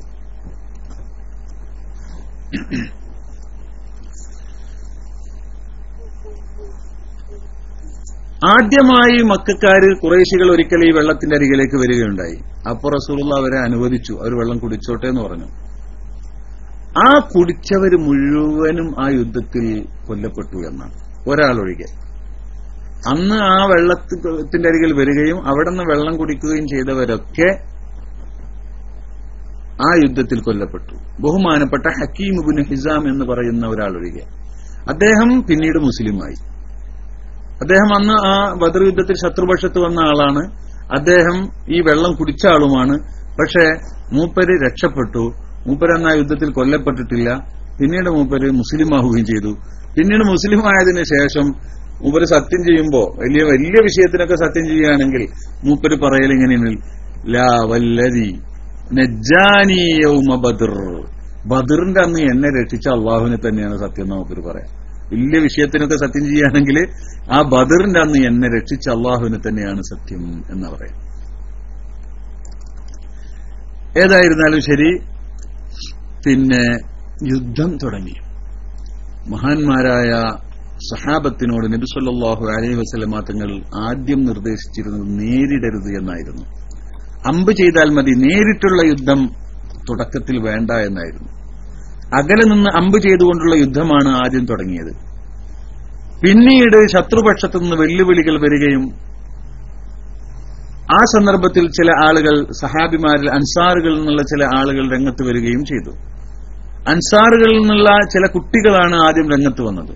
ആ സന്ദർഭത്തിൽ അവർ പറഞ്ഞു, എവിടെ, ഇവിടെ നിന്ന് ഓടിപ്പോയവരൊക്കെ എവിടെ എന്ന് പറഞ്ഞ് കളിയാക്കി ചോദിച്ചപ്പോഴാണ് റസൂലുള്ളാഹി സ്വല്ലല്ലാഹു അലൈഹി വസല്ലം തങ്ങൾ പറഞ്ഞു, ഖും യാ അലി, അലി എണീക്കുക എന്ന് പറഞ്ഞു. അങ്ങനെ പ്രധാനപ്പെട്ട മക്കയിൽ നിന്ന് മദീനയിലേക്ക് ഹിജ്റ വന്നിട്ടുള്ള ഖുറൈശി പ്രമുഖരായ സഹാബികൾ നേരിട്ട് യുദ്ധത്തിന് തയ്യാറായി. അങ്ങനെ യുദ്ധം കൊടുമ്പിരി കൊണ്ടു. ആ യുദ്ധത്തിൽ പലതും സംഭവിച്ചു. ബഹുമാനപ്പെട്ട ഉമർ റളിയല്ലാഹു തആല അൻഹുവിന്റെ സഹോദരൻ ശത്രുപക്ഷത്തുണ്ട്. അബൂബക്കർ സിദ്ദീഖ് റളിയല്ലാഹുവിന്റെ മകൻ ശത്രുപക്ഷത്തുണ്ട്. ബഹുമാനപ്പെട്ട ആമിർ ഇബ്നു അബൂ ഉബൈദ ആമിർ ഇബ്നുൽ ജറാഹ് റളിയല്ലാഹു തആല അൻഹുവിന്റെ പിതാവ് ശത്രുപക്ഷത്തുണ്ട്. ഇങ്ങനെയാണ്, വലിയ അത്ഭുതകരമായ രംഗമാണ്. ഒരുപാട് അത്ഭുതങ്ങൾ അവിടെ സംഭവിച്ചു. ബഹുമാനപ്പെട്ട സഹാബത്തിന്റെ അവസ്ഥ മനസ്സിലാക്കാൻ ഒന്ന് രണ്ട് ഉദാഹരണങ്ങൾ ഞാൻ പറയാം. ബഹുമാനപ്പെട്ട ആമിർ ഇബ്നുൽ ജറാഹ് റളിയല്ലാഹു തആല അൻഹു അമീനു ഹാദിഹിൽ ഉമ്മ എന്ന് പറയുന്ന ഈ ഉമ്മത്തിന്റെ വിശ്വസ്തനായ നേതാവാണ് ബഹുമാനപ്പെട്ട ആമിർ ഇബ്നുൽ ജറാഹ് റളിയല്ലാഹു തആല അൻഹു. ലികുല്ലി ഉമ്മത്തിൻ അമീനുൻ, ഏതൊരു സമൂഹത്തിനും ഒരു അമീൻ ഉണ്ടാവും. അമീൻ ഇപ്പൊ എന്ന് പറയാൻ വേണമെങ്കിൽ ഖജാൻജി എന്നൊക്കെ പറയാം. വിശ്വസിച്ച് ഏൽപ്പിക്കാൻ പറ്റിയ ആളാവുമല്ലോ ഖജാൻജി. ഒരു സംഘടന, ഒരു സംഘമാകുമ്പോൾ അവിടെ ഒരു അമീൻ ഉണ്ടാവും. അവരെ കാര്യങ്ങൾ വിശ്വസിച്ച് ഏൽപ്പിക്കാൻ പറ്റുന്ന ഒരാളുണ്ടായിരിക്കും. അല്ലെങ്കിൽ ഒരു അമീനുൽ ആം എന്ന് പറയുകയാണെങ്കിൽ സെക്രട്ടറി എന്ന് പറയാൻ. എന്തായാലും ഒരു ഉത്തരവാദിത്വമുള്ള, വിശ്വാസത്തോടുകൂടെ ഉത്തരവാദിത്വം ഏൽപ്പിക്കാൻ പറ്റുന്ന ഒരു സമൂഹം ഏതൊരു സമൂഹത്തിലുണ്ടാവും. എന്നാൽ അമീനു ഹാദിഹിൽ ഉമ്മ, ഈ ഉമ്മത്തിലെ അമീൻ അബൂ ഉബൈദ ആമിർ ഇബ്നുൽ ജറാഹ് ആണ് എന്ന് ബഹുമാനപ്പെട്ട നബി സല്ലല്ലാഹു അലൈഹി വസല്ലമ തങ്ങൾ പറഞ്ഞ ബഹുമാനപ്പെട്ട ആമിർ ഇബ്നുൽ ജറാഹ് റളിയല്ലാഹു തആല അൻഹു.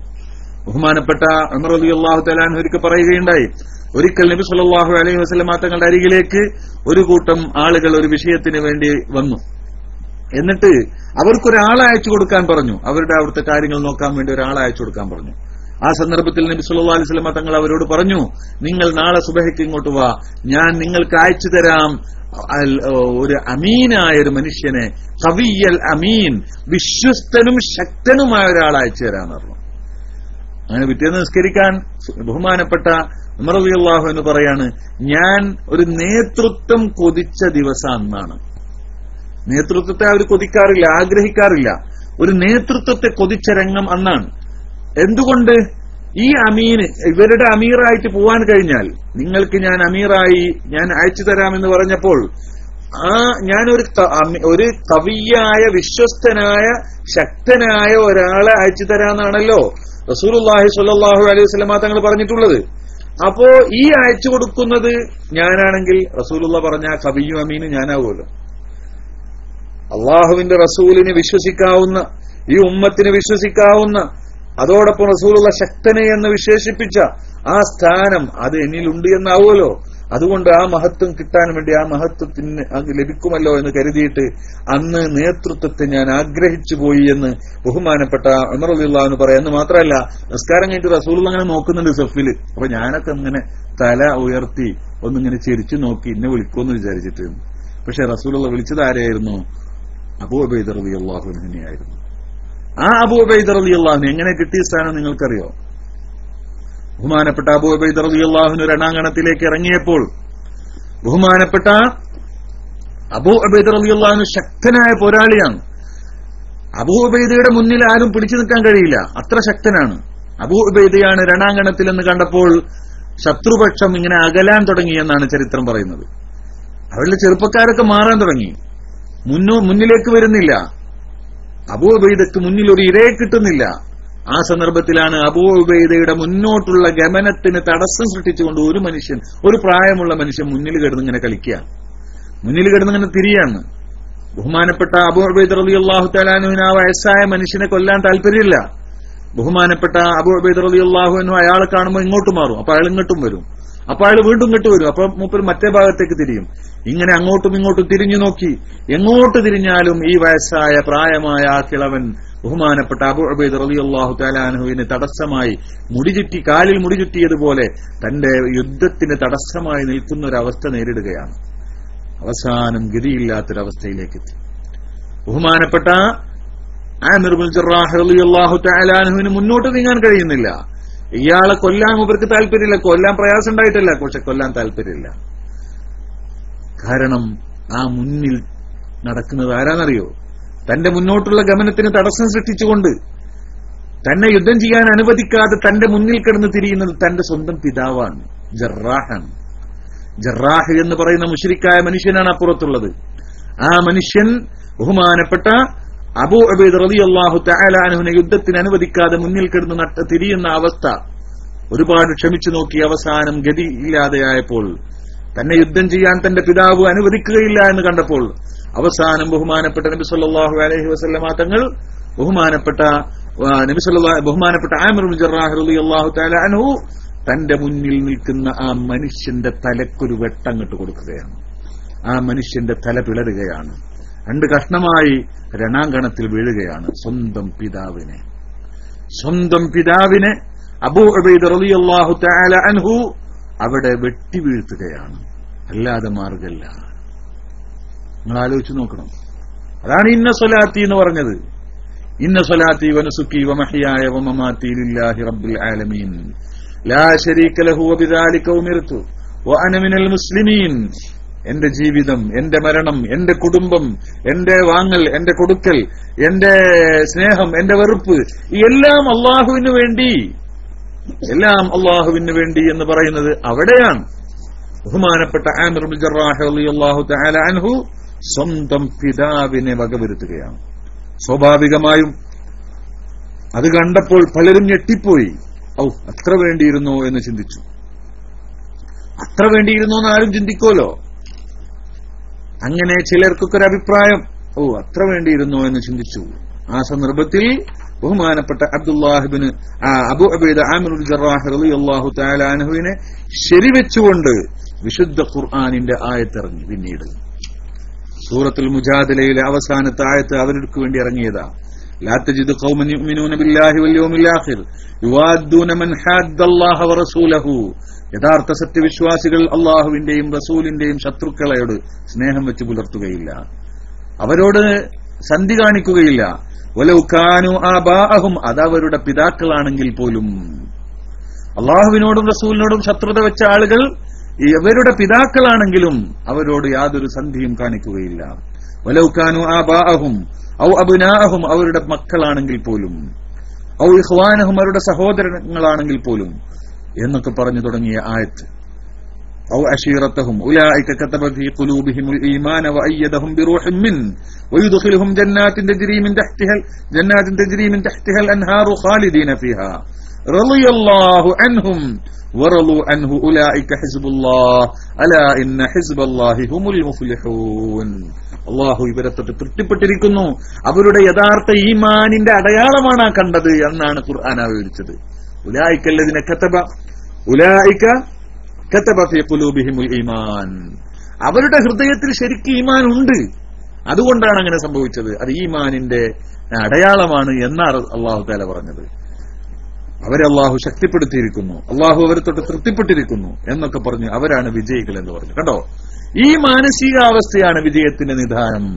വെള്ളം കുടിക്കരുതെന്ന് പറഞ്ഞാൽ വെള്ളം കുടിക്കാതിരിക്കുന്ന, കുടിക്കണമെന്ന് പറയുമ്പോൾ കുടിക്കുന്ന, കൊടുക്കണമെന്ന് പറയുമ്പോൾ കൊടുക്കുന്ന. മൻ അഹബ്ബ ലില്ലാഹി വമനഅ ലില്ലാഹി, മൻ അഹബ്ബ ലില്ലാഹി വഅബ്ഗള ലില്ലാഹി വഅഅത ലില്ലാഹി വമനഅ ലില്ലാഹി ഫഖദ് ഇസ്തക്മലൽ ഈമാൻ. ഇന്ന സ്വലാത്തി വനുസുക്കി വമഹ്യായ വമമാതി ലില്ലാഹി റബ്ബിൽ ആലമീൻ. ഇതാണ് നോമ്പ് നമ്മെ പഠിപ്പിക്കുന്നത്. അതാണ് ഈ നോമ്പിന്റെ സമയത്ത് പല വിജയങ്ങളും നമുക്കുണ്ടായതും. ഈ ഒരു മദ്രസയിൽ ഇങ്ങനെ വളർന്നുകൊണ്ടിരിക്കുമ്പോഴുള്ള ആ ഒരു ഈമാനിക ഖുവ്വത്തുണ്ടല്ലോ, അതിന് വലിയ പ്രത്യേകതയുണ്ട്, അത് തമ്മിൽ വളരെ ബന്ധമുണ്ട്. ഇതുപോലെ പലതും സംഭവിച്ചു. ഒരിക്കൽ സിദ്ദീഖ് റളിയല്ലാഹുവിന്റെ മകൻ ഈ ബദർ യുദ്ധത്തിൽ ശത്രുപക്ഷത്തുണ്ടായിരുന്നു. പിന്നീട് മൂപ്പര് മുസ്ലിമായ സന്ദർഭത്തിൽ ബഹുമാനപ്പെട്ട നബി സല്ലല്ലാഹു അലൈഹി ബഹുമാനപ്പെട്ട സിദ്ദീഖുൽ അക്ബറിനോട് പിന്നീട് അവർക്ക് പറഞ്ഞു, പാപ്പ അന്ന് ബദറിന്റെ അന്ന് പലപ്പോഴും എന്റെ വാളിന്റെ നേരെ നിങ്ങൾ ഉണ്ടായിരുന്നു, ഒരു വെട്ട് തന്നാ എന്താകുമായിരുന്നു, പിന്നെ വീഴുമായിരുന്നു നിങ്ങൾ. പക്ഷെ ഞാൻ വാപ്പല്ലേ എന്ന് വിചാരിച്ചിട്ട് ഞാൻ ഒഴിവാക്കിയതാണ്, പലപ്പോഴും എന്റെ മുന്നിൽ വന്നിട്ടുണ്ട് എന്ന് പറഞ്ഞപ്പോ ബഹുമാനപ്പെട്ട സിദ്ദീഖ് റളിയല്ലാഹു അൻഹു ഇങ്ങനെ കഷ്ടം വെച്ച് പറയാ, അന്നെങ്ങാനും നീ എന്റെ മുന്നിൽ പെട്ടിരുന്നെങ്കിൽ ഞാൻ അവിടെ രണ്ടാമതൊന്നും ചിന്തിക്കില്ലായിരുന്നു, അന്ന് നിന്റെ കഥ കഴിഞ്ഞിട്ടുണ്ടാകുമായിരുന്നു എന്ന് പറഞ്ഞു. ആ നിലക്കുള്ള ഒരു ഈമാനിക അവസ്ഥ, അതാണ് യഥാർത്ഥത്തിൽ മനുഷ്യന്റെ ഖുവ്വത്ത് എന്ന് പറയുന്നത്. മുഅ്മിനിന്റെ ഖുവ്വത്ത് അവിടെയാണ്. അവിടെ പിന്നെ വേറൊരു വിഷയം അവിടെ അവർക്കതിന് തടസ്സമായി നിൽക്കുന്നില്ല. ഈ ഒരു മാനസിക അവസ്ഥയിലായിരുന്നു അവരന്ന് യുദ്ധത്തിന് വന്നത്. അതുകൊണ്ട് തന്നെ അല്ലാഹു സുബ്ഹാനഹു വ തആല അവരെ സഹായിക്കുകയാണ്. അല്ലാഹു സുബ്ഹാനഹു വ തആല അത്ഭുതകരമായ വിധത്തിൽ അവരെ സഹായിച്ചു. എന്തെല്ലാം ഭൗതിക നിയമങ്ങൾ മുഴുവനും അവിടെ ലംഘിക്കപ്പെട്ടില്ലേ? ഭൗതിക നിയമങ്ങൾ പലതും അവിടെ ലംഘിക്കപ്പെട്ടു. ഭൗതികമായ വിഷയങ്ങളൊന്നുമല്ല പിന്നീട് അവിടെ സംഭവിച്ചത്. ബഹുമാനപ്പെട്ട ഉക്കാശ റളിയല്ലാഹു തആല അൻഹുവിന്റെ വാള് പൊട്ടി അങ്ങോട്ട് വീണു. ആ സന്ദർഭത്തിൽ എന്തുണ്ടായി? ഉക്കാശ റളിയല്ലാഹു തആല അൻഹു ബഹുമാനപ്പെട്ട നബി സല്ലല്ലാഹു അലൈഹി വസല്ലമ തങ്ങളുടെ അടുത്ത് വന്നിട്ട് പറഞ്ഞു, നബി എന്റെ വാള് പൊട്ടിപ്പോയി എന്ന് പറഞ്ഞു. റസൂലുള്ളാഹി ഒരു ഈത്തപ്പന മടലെടുത്തിട്ട് ഇതാണ് കയ്യിൽ കുലുക്കിയത് കൊടുത്തിട്ട് പറഞ്ഞു, ഇതാണ് യുദ്ധം ചെയ്തു പറഞ്ഞു. നോക്കുമ്പോ അത് നല്ല സുന്ദരമായൊരു വാള്, ഒരു ഈത്തപ്പന മടലായിരുന്നു. അത് ബഹുമാനപ്പെട്ട റസൂലുള്ളാഹി എടുത്തിട്ട് ഇങ്ങനെ കുലുക്കിയൊന്നാണ്ട് കൊടുത്തു, ഇതോണാണ്ട് യുദ്ധം ചെയ്തോ എന്ന് പറഞ്ഞു. ബഹുമാനപ്പെട്ട ഉക്കാശ റളിയല്ലാഹു അൻഹുവിന്റെ കയ്യിൽ പിന്നീട് അത് വാളായി മാറി. അത് ശക്തമായ വാള്, നല്ല മൂർച്ചയുള്ള വാള് എന്നല്ല. ആ ബദർ യുദ്ധം മാത്രമല്ല, മൂപ്പര് വഫാത്താവുന്നത് വരെ അൽ ഔൻ എന്നായിരുന്നു ആ വാളിന്റെ പേര്. ആ വാള് കൊണ്ടാണ് പിന്നീട് മൂപ്പര് യുദ്ധം ചെയ്തത് എന്ന് ചരിത്രം പറയാം. ബഹുമാനപ്പെട്ട ഒരു സഹാബി, ആ സഹാബി പറയുകയുണ്ടായി, ആ സഹാബിയുടെ പേര് പിന്നെ മുആദ് എന്നാണ് ഞാൻ ഓർക്കുന്നത്. ആ സഹാബി പറയാണ്, ഞാൻ അബൂജഹലിനെ കൊല്ലാൻ വേണ്ടി ശ്രമിച്ച ആളുകളിൽപ്പെട്ട ആളാണ്. പക്ഷെ എന്തുണ്ടായി, ഞാൻ യുദ്ധത്തിന് ഒരുങ്ങിയ സന്ദർഭത്തിൽ അബൂജഹലിനെ വെട്ടാൻ കാല് വെട്ടാൻ ഒരുങ്ങിയ സന്ദർഭത്തിൽ അബൂജഹലിന്റെ മകൻ എന്റെ കൈക്കൊരു വെട്ട് തന്നു. ആ കൈക്ക് വെട്ടി കൈ എന്തായിപ്പോയി, ആ കൈ ഇങ്ങനെ മുറിഞ്ഞ് കുറച്ച് പകുതി മുറിഞ്ഞ് ഇങ്ങനെ പൊട്ടിക്കിടുന്ന അവസ്ഥയായിരുന്നു. അങ്ങനെ അതും വെച്ച് കുറെ ഞാൻ യുദ്ധം ചെയ്തു. പിന്നെ കുറെ കഴിഞ്ഞപ്പോ ഇതിങ്ങനെ ഞാൻ എടുക്കുന്ന വല്ലാത്തൊരു വിഷമമായി തോന്നി എനിക്ക്. ഇതിങ്ങനെ ഞാൻ എടുക്കുക, രക്തമൊലിക്കുന്നുണ്ട്, ഇതിങ്ങനെ ഞാൻ എടുക്കുന്നുണ്ട്, അതുകൊണ്ട് ബുദ്ധിമുട്ട്. അപ്പൊ ഞാൻ എന്ത് ചെയ്തു, ആ കൈ കണ്ട് വലിച്ചു ചീന്തി വലിച്ചെറിഞ്ഞു. എന്നിട്ട് ഒരു കൈ കൊണ്ടാ പിന്നെ ഞാൻ യുദ്ധം ചെയ്തതെന്ന് നിങ്ങൾ ആലോചിച്ച് നോക്കണം. എന്താണ് ആ ഈമാൻ, എന്താണ് ആ ശക്തി? ഇതൊക്കെ മനുഷ്യന്മാരാണോ എന്ന് ചിന്തിച്ചു പോവില്ലേ? ഇവരൊക്കെ മനുഷ്യന്മാരാണോ എന്ന് ചിന്തിച്ചു പോകുന്ന അവസ്ഥ, ആ നിലക്കുള്ള ഒരു അവസ്ഥയായിരുന്നു അവിടെ ഉണ്ടായത്. ഇത് മൊത്തത്തിൽ അവരുടെ അവസ്ഥയായിരുന്നു, പൊതുവിൽ അവരുടെ അവസ്ഥയായിരുന്നു. എല്ലാവർക്കും അങ്ങനെ വേണ്ടി വന്നില്ല എന്നത് വേറെ വിഷയം.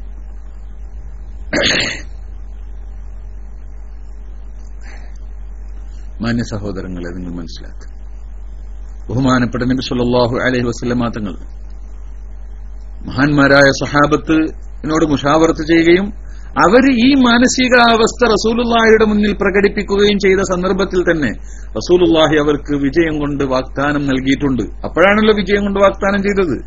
അള്ളാഹു ഇങ്ങനെ എന്നോട് കരാർ ചെയ്തിട്ടുണ്ടെന്നൊക്കെ അപ്പോഴാണ് അവർ അറിയിച്ചത്. അതാണ് ഈ മാനസികാവസ്ഥ അവിടെ പ്രകടിപ്പിച്ചപ്പോഴാണ് നമ്മൾ ചെയ്യേണ്ടത് നമ്മൾ ചെയ്യുക. അപ്പോഴാണ് അള്ളാഹുവിന്റെ സഹായം. അള്ളാഹു മലക്കുകളെ ഇറക്കുന്നു അവരാദരിച്ചുകൊണ്ട്. പിന്നീട് പലരും പറഞ്ഞിട്ടുണ്ട്, ഞാൻ ചില ആളുകളെ യുദ്ധം ചെയ്യാൻ പിന്നാലെ കൂടി വാള് ഞാൻ ഉയർത്തുമ്പോഴത്തേന് അയാളെ തല നിലത്ത് വീണിട്ടുണ്ട് എന്ന്. ഞാൻ അയാളെ വെട്ടാൻ വേണ്ടി വാൾ ഉയർത്താണ്, പക്ഷെ എന്റെ വാള് അയാളുടെ പെരടിയിലേക്ക് എത്തുന്നതിന്റെ മുമ്പ് അയാളെ തല താഴെ വീണെടുക്കുക. ഇങ്ങനത്തെ രംഗങ്ങൾ പലരും വിവരിച്ചിട്ടുണ്ട്. അതെന്താ? മലക്കുകൾ വെട്ടാണ്. മലക്കുകൾ തലയും വിരലുമാണ് വെട്ടിയിരുന്നതെന്ന് ഖുർആനിൽ പറഞ്ഞിട്ടുണ്ടല്ലോ. ഇങ്ങനെയൊക്കെ സംഭവങ്ങൾ സംഭവിച്ചു. എന്നാൽ അള്ളാഹു പറഞ്ഞു അത് നിങ്ങൾ ആദരിച്ചിട്ടാണ്. വമാ ജഅലഹുല്ലാഹു ഇല്ലാ ബുശ്റാ ലക്കും. ഇത് ഒരു സന്തോഷം നൽകിയത്. അള്ളാഹ്ക്ക് ഇപ്പൊ അതിനൊന്നും ആവശ്യം ഉണ്ടായിട്ടില്ല. നിങ്ങളെ കൊണ്ട് തന്നെ ഒക്കെ ചെയ്യാം. പക്ഷെ നിങ്ങളെ ആദരിച്ചിട്ട് നിങ്ങൾക്കൊരു സന്തോഷത്തിന് വേണ്ടി. വലിയ തത്മഇന്ന ഖുലൂബുക്കും. മാത്രമല്ല ആദ്യമായി ഞാൻ നേരത്തെ പറഞ്ഞു നബി സല്ലല്ലാഹു അലൈഹി വസല്ലം തങ്ങൾ നേരിട്ടുള്ള യുദ്ധത്തിനല്ല ആദ്യം പറഞ്ഞത്. സുല്ലാദ് നിയന്ത്രിച്ചിട്ട് നിങ്ങൾ അമ്പ് ചെയ്യാനായിരുന്നു പറഞ്ഞിരുന്നത്. ആ സന്ദർഭം പിന്നെ ആദ്യമായി അമ്പെയ്ത്ത് നടന്നു. മിഹ്ജഅ എന്ന് പറയുന്ന പിന്നെ ഒരു സഹാബി, അദ്ദേഹമാണ് ആദ്യമായി ഷഹീദായി വീണത്. അദ്ദേഹത്തിനാണ് ബദറിൽ ആദ്യമായി ഷഹീദായി വീണത് മിഹ്ജഅ ആണ്. ഫകാന അവ്വല ഖതീലിൻ ഫീ സബീലില്ലാഹ്. പിന്നെയാണ് സുമ്മ റുമിയ ഹാരിസത്ത് ഇബ്നു സുറാഖത്ത് നജ്ജാരി ഫഖുതിൽ.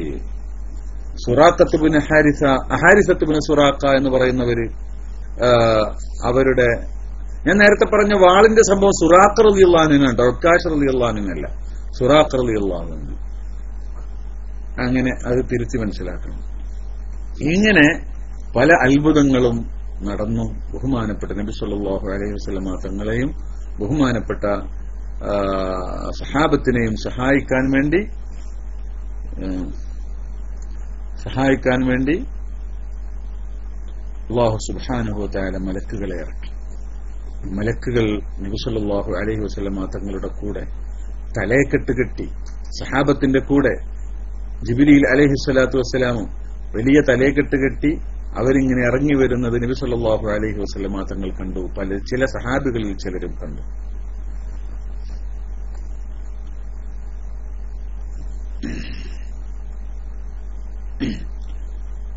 മഹാന്മാരായ മുഅ്മിനീങ്ങളിൽ നിന്ന് സഹാബത്തിൽ നിന്ന് ഷഹീദായി വീണത് അന്ന് 14 സഹാബികളാണ് എന്നാണ് പ്രബലമായ അഭിപ്രായം. 14 സഹാബികൾ. അതേ സമയത്ത് മറുപക്ഷത്തു നിന്ന് കൊല്ലപ്പെട്ടത് 70 ശത്രുക്കളാണ്. 70 ആളുകളെ തടവിൽ പിടിക്കപ്പെടുകയും ചെയ്തു. നിങ്ങൾ ആലോചിച്ച് നോക്ക്. അബൂ റാഫി എന്ന് പറയുന്ന അബ്ബാസ് റളിയല്ലാഹു അൻഹുവിന്റെ അടിമയായിരുന്ന അബൂ റാഫി ഒരിക്കൽ പറഞ്ഞിട്ടുണ്ട്, മക്കയിൽ ഞങ്ങളിങ്ങനെ ഇരിക്കുമ്പോ അബൂലഹബ് യുദ്ധത്തിന് പോയിരുന്നില്ലല്ലോ, വിവരങ്ങളൊക്കെ അറിഞ്ഞ് ആകെ വിഷമിച്ചിങ്ങനെ ഇരിക്കുക. അപ്പോ അബൂ സുഫിയാൻ ഇബ്നുൽ ഹാരിസ് എന്ന് പറയുന്ന അദ്ദേഹം പിന്നീട് മുസ്ലിം ആയിട്ടുണ്ട്. അബൂ സുഫിയാൻ ഇബ്നു ഹർബല്ല, അബൂ സുഫിയാൻ ഇബ്നുൽ ഹാരിസ് ഇബ്നു അബ്ദുൽ മുത്തലിബിന്റെ മകൻ ഹാരിസിന്റെ മകൻ അബൂ സുഫിയാൻ. അദ്ദേഹം ഈ യുദ്ധത്തിൽ പങ്കെടുത്ത ആളാണ്. അദ്ദേഹം തിരിച്ചു വന്നു. അദ്ദേഹത്തെ കണ്ടപ്പോ അബൂലഹബ് ചോദിച്ചു, എന്താ മോനെ ഉണ്ടായി, എന്താ ഇങ്ങനെ ഉണ്ടായി എന്ന് ചോദിച്ചപ്പോ അദ്ദേഹം മറുപടി പറഞ്ഞത്, വല്ലാഹി മാ ഹുവ ഇല്ലാ അൻ ലഖീനൽ ഖൗമ ഫമനഹനാഹും അക്താഫനാ യഖ്തുലൂനനാ കൈഫ ശാഉ വയസ്റൂനനാ. എന്തുണ്ടായെന്ന് എനിക്കും പറയാൻ കഴിയില്ല. യുദ്ധം അങ്ങോട്ട് തുടങ്ങിയപ്പോ നമ്മളിങ്ങനെ കെടുന്നൊടുക്കുന്ന പോലെയായിരുന്നു. നിങ്ങൾ ഞങ്ങളെ കൊന്നോളി എന്നിട്ട് നമ്മളിങ്ങനെ കെടുന്നൊടുക്കുന്ന പോലെയായിരുന്നു.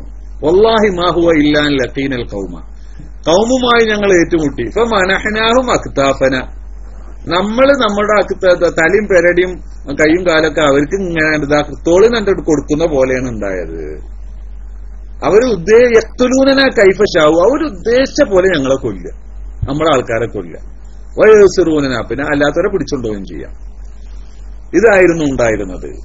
ബഹുമാനപ്പെട്ട അബ്ദുറഹ്മാൻ ഇബ്നു ഔഫ് റളിയല്ലാഹു തആല അൻഹുവിന്റെ ഒരു സുഹൃത്തായിരുന്നു ഉമയ്യത്ത് ഇബ്നു ഖലഫ്. ഉമയ്യത്ത് ഇബ്നു ഖലഫ് ബഹുമാനപ്പെട്ട ബിലാൽ റളിയല്ലാഹു അൻഹുവിന്റെ പിന്നെ മുതലാളിയായിരുന്നല്ലോ, മൂപ്പരെ ഉപദ്രവിച്ച ആളായിരുന്നല്ലോ. അപ്പോ ഈ ഉമയ്യത്ത് ഇബ്നു ഖലഫിനെ അബ്ദുറഹ്മാൻ ഇബ്നു ഔഫ് പറയാണ്, ഞങ്ങൾ തമ്മിൽ നല്ല അടുപ്പായിരുന്നു. ആരും ഉമയ്യത്തും ഞാനും തമ്മിൽ വലിയ അടുപ്പായിരുന്നു. അപ്പൊ എന്റെ കയ്യിൽ പെട്ടു ഉമയ്യത്തിനെ കൊല്ലാനിറങ്ങിയപ്പോ ഉമയ്യത്ത് എന്നോട് ആ പഴയ ബന്ധം ഓർമ്മപ്പെടുത്തി, ഇന്നെന്തിനാ കൊല്ലണം, എന്നെ തടവിൽ പിടിച്ചോ. അപ്പൊ തടവിൽ പിടിച്ചാല് എന്ത് ചെയ്യാം, എന്നെ തടവുകാരനാക്കിയാല് പിന്നീട് അതിന് പകരം ഞാൻ സമ്പത്ത് കൊടുത്തുകൊണ്ട് എന്നെ മോചിപ്പിക്കുമല്ലോ. അപ്പൊ അത് ദീനിന് സഹായകമാവുമല്ലോ. കൊല്ലണ്ട, എന്നെ വിട്ടോളൂ എന്ന് പറഞ്ഞു. അപ്പൊ ഞാൻ ആ ബന്ധം ഉപയോഗപ്പെടുത്തി, ആയിക്കോട്ടെ എന്നാ പിന്നെ കൊല്ലണ്ടെന്ന് കരുതി അയാളും മകനും കൂടിയിട്ട് ഇങ്ങനെ കൊണ്ടുവരികയാണ്, രണ്ടാളെയും കൂടി കൊണ്ടുവരിക. ആ സന്ദർഭത്തില് ബിലാൽ റളിയല്ലാഹു അകലെന്ന് കാണുക. ബിലാൽ റളിയല്ലാഹുവിന്റെ രക്താണ്ട് തിളച്ചില്ലേ. ബിലാൽ റളിയല്ലാഹുവിന് അകലെന്ന് കാണുക. തന്നെ ഇട്ട് ഇടങ്ങറാക്കിയിരുന്ന, തന്നെ പൊരി വെയിലെത്തിട്ടുകൊണ്ട്, ചുട്ടുപൊള്ളുന്ന വെയിലെത്തിട്ടുകൊണ്ട്, ഈ മണലിലിട്ടുകൊണ്ട്, അതുപോലെ പതപ്പിച്ച ഇരുമ്പ് കൊണ്ട് തന്റെ ശരീരത്തെ മുഴുവനും വേവിച്ചിരുന്ന ആ മനുഷ്യൻ അവര് തടവിലായി ഇങ്ങനെ വരുന്നത് കണ്ടപ്പോ ബിലാൽ റളിയല്ലാഹു അൻഹു ഇതാ വരുന്ന നമ്മളാള് എന്നും പറഞ്ഞ്, അതാ അദുവുള്ള ഇതാ വരുന്നു കൂട്ടരെ, ലാ നജൗതു ഇൻ നജാ. ഒന്നുകിൽ അയാള് അല്ലെങ്കിൽ ഞാന്, രണ്ടാളും കൂടി ഇനി ജീവിക്കില്ല എന്ന് പറഞ്ഞു. അയാള് രക്ഷപ്പെടുകയാണെങ്കിൽ ഞാൻ രക്ഷപ്പെടില്ല, ഞാൻ രക്ഷപ്പെടുകയാണെങ്കിൽ അയാൾ രക്ഷപ്പെടില്ല എന്ന് പറഞ്ഞു. റഅസുൽ കുഫ്രി ഉമയ്യത്ത് ഇബ്നു ഖലഫ് ലാ നജൗതു ഇൻ നജാ. ഇനി ഞങ്ങൾ രണ്ടാളും കൂടി ഇവിടെ ജീവിക്കണ്ട, ഒരാൾ ജീവിച്ചാൽ മതി എന്ന് തീരുമാനിച്ചു. അപ്പോഴത്തിന് അൻസാറുകൾ അങ്ങോട്ട് കൂടി, യാ അൻസാറല്ലാഹ് ഇദാ റഅസുൽ കുഫ്രി ഉമയ്യത്ത് ഇബ്നു ഖലഫ് എന്ന് വിളിച്ചു പറഞ്ഞു. അപ്പൊ എല്ലാവരും കൂടി വന്നു. ഞാനാണെങ്കിൽ ഞാൻ തടവിൽ പിടിച്ചിട്ട് കൊണ്ടുവരികയാണല്ലോ. അപ്പൊ ഞാന് തടയാൻ ശ്രമിക്കുന്നുണ്ട്, പക്ഷെ ഒരു രക്ഷയില്ല. ബിലാൽ അതൊന്നും കേൾക്കുന്നില്ല. ബിലാൽ റളിയല്ലാഹു തആല അൻഹു വിളിച്ചു. സഹാബികൾ കൂടി ഒരാൾ ഒരൊറ്റ വെട്ടം കൊണ്ട് കൊടുത്തു കാലിന്, തന്റെ മകന്റെ കാലിന്. അപ്പൊ മോന് ആദ്യം വീണു, പിന്നെ ബാപ്പാനും വീഴ്ത്തി. ബഹുമാനപ്പെട്ട അബ്ദുറഹ്മാൻ ഇബ്നു ഔഫ് തങ്ങൾ പറയാ, റഹിമല്ലാഹു ബിലാലൻ. അപ്പൊ അതിന്റെ മുമ്പ് പിന്നെ തന്റെ പടയങ്കി ധരിച്ച സന്ദർഭത്തിലായിരുന്നു പിടിച്ചത്. അപ്പൊ ഇതൊക്കെ ഒഴിവായിക്കോ, നമ്മൾ പഴയ ചെങ്ങാതിമാരല്ലേ, എന്നെ പിടിച്ചുകൊണ്ടുപോയാൽ ഞാൻ ഒരുപാട് ഒട്ടകങ്ങളെ കൊടുത്തുകൊണ്ട് ഇതിന് പകരം തരാം എന്ന് പറഞ്ഞിട്ടാണ് കൊണ്ടുവരുന്നത്. അപ്പൊ അത് ദീനിന് ഗനീമത്താവുമല്ലോ എന്ന നിലക്കാണ് വരുന്നത്. അപ്പൊ ഞാൻ എന്റെ പടയങ്കി കഴിച്ചവിടെ വെച്ചിരുന്നു. ബിലാൽ റളിയല്ലാഹു തആല അൻഹു അല്ലാഹു റഹ്മത്ത് ചെയ്യട്ടെ, എന്റെ പടയങ്കിയും പോയി, എന്റെ അസീറും പോയി എന്ന് പറഞ്ഞു. ആര്? അബ്ദുറഹ്മാൻ ഇബ്നു ഔഫ് തങ്ങൾ. എന്റെ പടയങ്കിയും പോയി, ഇയാളുടെ പടയങ്കിയൊക്കെ അന്ന് പിടിച്ചേക്കാൻ പറ്റിയിരുന്നല്ലോ, അതും പോയി. എന്തും പോയി, ആളെ കൊന്നപ്പോ പിന്നെ തടവിൽ പിടിക്കാനും കഴിഞ്ഞില്ല, അതും പോയി എന്ന് പറഞ്ഞു. അങ്ങനെ ബഹുമാനപ്പെട്ട മഹാന്മാരായ സഹാബത്തിന് അത്ഭുതകരമായി പല സംഭവങ്ങളും അന്ന് ചെയ്യാൻ കഴിഞ്ഞു. അവരുടെ മനസ്സിനനുസരിച്ച് അല്ലാഹു സുബ്ഹാനഹു വ തആല അവരെ സഹായിച്ചു എന്നല്ല. റസൂലുള്ളാഹി സ്വല്ലല്ലാഹു അലൈഹി വസല്ലം തങ്ങൾ ആദ്യം അമ്പ് ചെയ്യാൻ പറഞ്ഞ് പിന്നീട് യുദ്ധത്തിന് ഒരുങ്ങുന്ന സന്ദർഭത്തിൽ റസൂലുള്ളാഹി സ്വല്ലല്ലാഹു അലൈഹി വസല്ലം തങ്ങൾ ഒരു പിടി മണ്ണെടുത്ത് അവരുടെ മുഖത്തേക്ക് ഷാഹത്തുൽ വുജൂഹ് എന്ന് പറഞ്ഞുകൊണ്ട് എറിയുകയും ചെയ്തിട്ടുണ്ട്. വഖാല ലി അസ്ഹാബിഹി, എന്നിട്ടാണ് ശുദ്ദു അലൈഹിം എന്ന് പറഞ്ഞത്, ഇനി അറ്റാക്ക് ചെയ്തോളൂ എന്ന് പറഞ്ഞു. അതോടുകൂടെയാണ് അറ്റാക്ക് ആരംഭിക്കുന്നത്. അങ്ങനെയാണ് പെട്ടെന്ന്, വളരെ പെട്ടെന്ന് തന്നെ സംഗതികളൊക്കെ നടക്കുന്നത്. അഫ്റ എന്ന് പറയുന്ന ഔഫ് ബിൻ അഫ്റ, മുആദ് ബിൻ അഫ്റ അല്ലെങ്കിൽ മുഅവ്വിദ് ബിൻ അഫ്റ എന്ന് പറയുന്ന രണ്ട് ചെറുപ്പക്കാരാണ് അബൂജഹലിനെ കൊന്നത് എന്നാണ് ചരിത്രം പറയുന്നത്. അബൂജഹലിനെ കൊന്നു. അബൂജഹലിന്റെ നെഞ്ചത്ത് ബഹുമാനപ്പെട്ട അബ്ദുല്ലാഹിൽ മസ്ഊദ് കയറി നിന്ന സംഭവമൊക്കെ ചരിത്രത്തിൽ പറയുന്നുണ്ട്. വീണുകിടക്കുന്ന അബൂജഹല് ജീവൻ പോയിട്ടില്ല. ആ സന്ദർഭത്തിൽ അബൂജഹലിന്റെ നെഞ്ഞത്ത് പോയി കയറി നിന്നുകൊണ്ട് ബഹുമാനപ്പെട്ട അബ്ദുല്ലാഹിൽ മസ്ഊദ് റളിയല്ലാഹു തആല അൻഹു ചോദിച്ചിട്ടുണ്ട്, എടാ നിനക്ക് മനസ്സിലായില്ലേ, കിട്ടേണ്ടതൊക്കെ കിട്ടില്ലേ എന്ന് ചോദിച്ചപ്പോൾ അപ്പോഴും അവന്റെ അഹങ്കാരം പറഞ്ഞു എന്നാണ്. ഈ തൊഴിലാളികളായ കൃഷിക്കാരായ ഈ മിസ്കീന്മാരായ ആളുകളാണല്ലോ എന്നെ കൊന്നത്, മാന്യന്മാരാരെങ്കിലും എന്നെ കൊന്നിരുന്നുവെങ്കിൽ എന്ന് അപ്പോഴും അബൂജഹൽ അവന്റെ അഹങ്കാരം പറഞ്ഞു എന്നാണ്. അബ്ദുല്ലാഹി മസ്ഊദ് റളിയല്ലാഹു തആല അൻഹു ഇപ്പോഴും നിനക്ക് നിന്റെ അഹങ്കാരം ഒഴിവാക്കാനായിട്ടില്ല എന്ന് പറഞ്ഞ് അവന്റെ തല വേറിരുത്തി ബഹുമാനപ്പെട്ട നബി സല്ലല്ലാഹു അലൈഹി വസല്ലം തങ്ങളുടെ മുന്നിലേക്ക് കൊണ്ടുവന്നു എന്ന് ചില ചരിത്ര ഗ്രന്ഥങ്ങളിൽ കാണുന്നുണ്ട്. ഏതായിരുന്നാലും ശരി, ബഹുമാനപ്പെട്ട നബി സല്ലല്ലാഹു അലൈഹി വസല്ലം തങ്ങളെയും സഹാബത്തിനെയും അല്ലാഹു സുബ്ഹാനഹു വ തആല അങ്ങേയറ്റം ആദരിക്കുകയും സഹായിക്കുകയും ചെയ്തു. മലക്കുകൾ 5000 വരെ ഇറങ്ങി. ആ മലക്കുകൾക്ക് അള്ളാഹുവിന്റെ അടുത്ത് മലക്കുകളുടെ ഇടയിൽ പ്രത്യേക സ്ഥാനമാണെന്ന് ജിബ്രീൽ അലൈഹി സ്വലാത്തു വസ്സലാം പറഞ്ഞു. ബഹുമാനപ്പെട്ട നബി സല്ലല്ലാഹു അലൈഹി വസല്ലം തങ്ങൾ ബദരീങ്ങളെ സംബന്ധിച്ചും അതേ രൂപം തന്നെയാണ് പറഞ്ഞത്. മഹാന്മാരായ സഹാബത്തും അതേ രൂപം തന്നെയാണ് കണ്ടത്. ബഹുമാനപ്പെട്ട സഅദ് ബിൻ അബി വഖാസ് റളിയല്ലാഹു തആല അൻഹു അള്ളാഹുവിന്റെ റസൂലിന്റെ അമ്മാവന്മാരിൽപ്പെട്ട ആളാണ്. ഒരുപാട് ദീനിനെ സഹായിച്ച ആളുകളിൽപ്പെട്ട ആളാണ്. മാത്രമല്ല ആദ്യമായി ഇസ്ലാമിലേക്ക് കടന്നു വന്ന ആളുമാണ്. ആദ്യത്തെ 10ൽപ്പെട്ട ആളാണ് സഅദ് ബിൻ അബി വഖാസ് റളിയല്ലാഹു അൻഹു. മാത്രമല്ല റസൂലുള്ളാഹിക്ക് വലിയ സ്നേഹമായിരുന്നു, വലിയ ബഹുമാനമായിരുന്നു. തന്റെ അമ്മാമന് കാണാനും നല്ല ഉഷാറുള്ള ആളാണ്. അദ്ദേഹത്തിന്റെ ആ വ്യക്തിത്വത്തിൽ റസൂലുള്ള അഭിമാനം കാണിക്കാറുണ്ടായിരുന്നു, പ്രകടിപ്പിക്കാറുണ്ടായിരുന്നു. അങ്ങനെയുള്ള സഅദ് ബിൻ അബി വഖാസ് റളിയല്ലാഹു തആല അൻഹു എന്തിനേറെ പറയുന്നു, ഉഹദ് യുദ്ധത്തിന്റെ അന്ന് ഒരുപാട് സാധാരണ സഹാബികൾ മറ്റുള്ള പലരും ഓടി രക്ഷപ്പെട്ട സന്ദർഭത്തിൽ, പലരും ഭയപ്പെട്ട ആ സന്ദർഭത്തിൽ റസൂലുള്ളാഹിയുടെ കൂടെ പിടിച്ചു നിന്ന ഏതാനും ചില ആളുകളിൽപ്പെട്ട ആളാണ് ആര്, ബഹുമാനപ്പെട്ട സഅദ് ബിൻ അബി വഖാസ് റളിയല്ലാഹു അൻഹു. ആ സഅദ് ബിൻ അബി വഖാസ് റളിയല്ലാഹു അൻഹു നല്ല അമ്പെയ്ത്തുകാരനാണ്. എത്ര അകലെന്ന് എറിഞ്ഞാലും അത് ഉന്നത്തിൽ തറക്കും. അപ്പോ ബഹുമാനപ്പെട്ട സഅദ് റളിയല്ലാഹു അൻഹു ഇങ്ങനെ അമ്പ് ചെയ്യുന്നത് കണ്ടപ്പോൾ ബഹുമാനപ്പെട്ട നബി സല്ലല്ലാഹു അലൈഹി വസല്ലം തങ്ങൾ പറഞ്ഞു, ഇർമിയാ സഅദ് ഫിദാക അബീ വ ഉമ്മി, ഇർമിയാ സഅദ് ഫിദാക അബീ വ ഉമ്മി, സഅദേ എറിഞ്ഞോളൂ ഫിദാക അബീ വ ഉമ്മി, എന്റെ ഉമ്മയും വാപ്പയും നിങ്ങൾക്ക് തണ്ടമാണ് എന്ന് പറഞ്ഞു.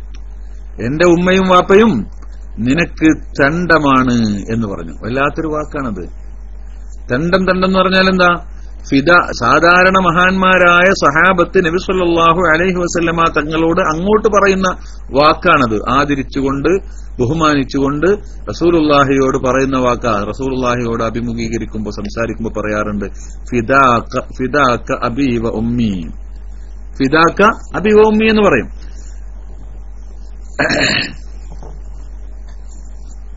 അപ്പോ ബഹുമാനപ്പെട്ട നബി സല്ലല്ലാഹു അലൈഹി വസല്ലമ തങ്ങളോട് അങ്ങനെ പറഞ്ഞ അതിന്റെ അർത്ഥം എന്താ? അങ്ങേക്ക് വേണ്ടി എന്റെ ജീവനും എന്റെ മാതാപിതാക്കളെ പോലും ബലിയർപ്പിക്കാൻ ഞാൻ തയ്യാറാണ് എന്ന് പറയുന്ന ഒരു ശൈലിയാണത്. ആദരിച്ചുകൊണ്ട് പറയുന്ന ഒരു ശൈലിയാണത്. അങ്ങേക്ക് വേണ്ടി എന്റെ എല്ലാം സമർപ്പിക്കാൻ ഞാൻ തയ്യാറാണ് എന്ന് പറയുന്ന ആ ശൈലി, ഇത് സഹാബത്ത് സാധാരണ റസൂലുള്ളാഹിയോട് പറയാറുള്ളതാണ്.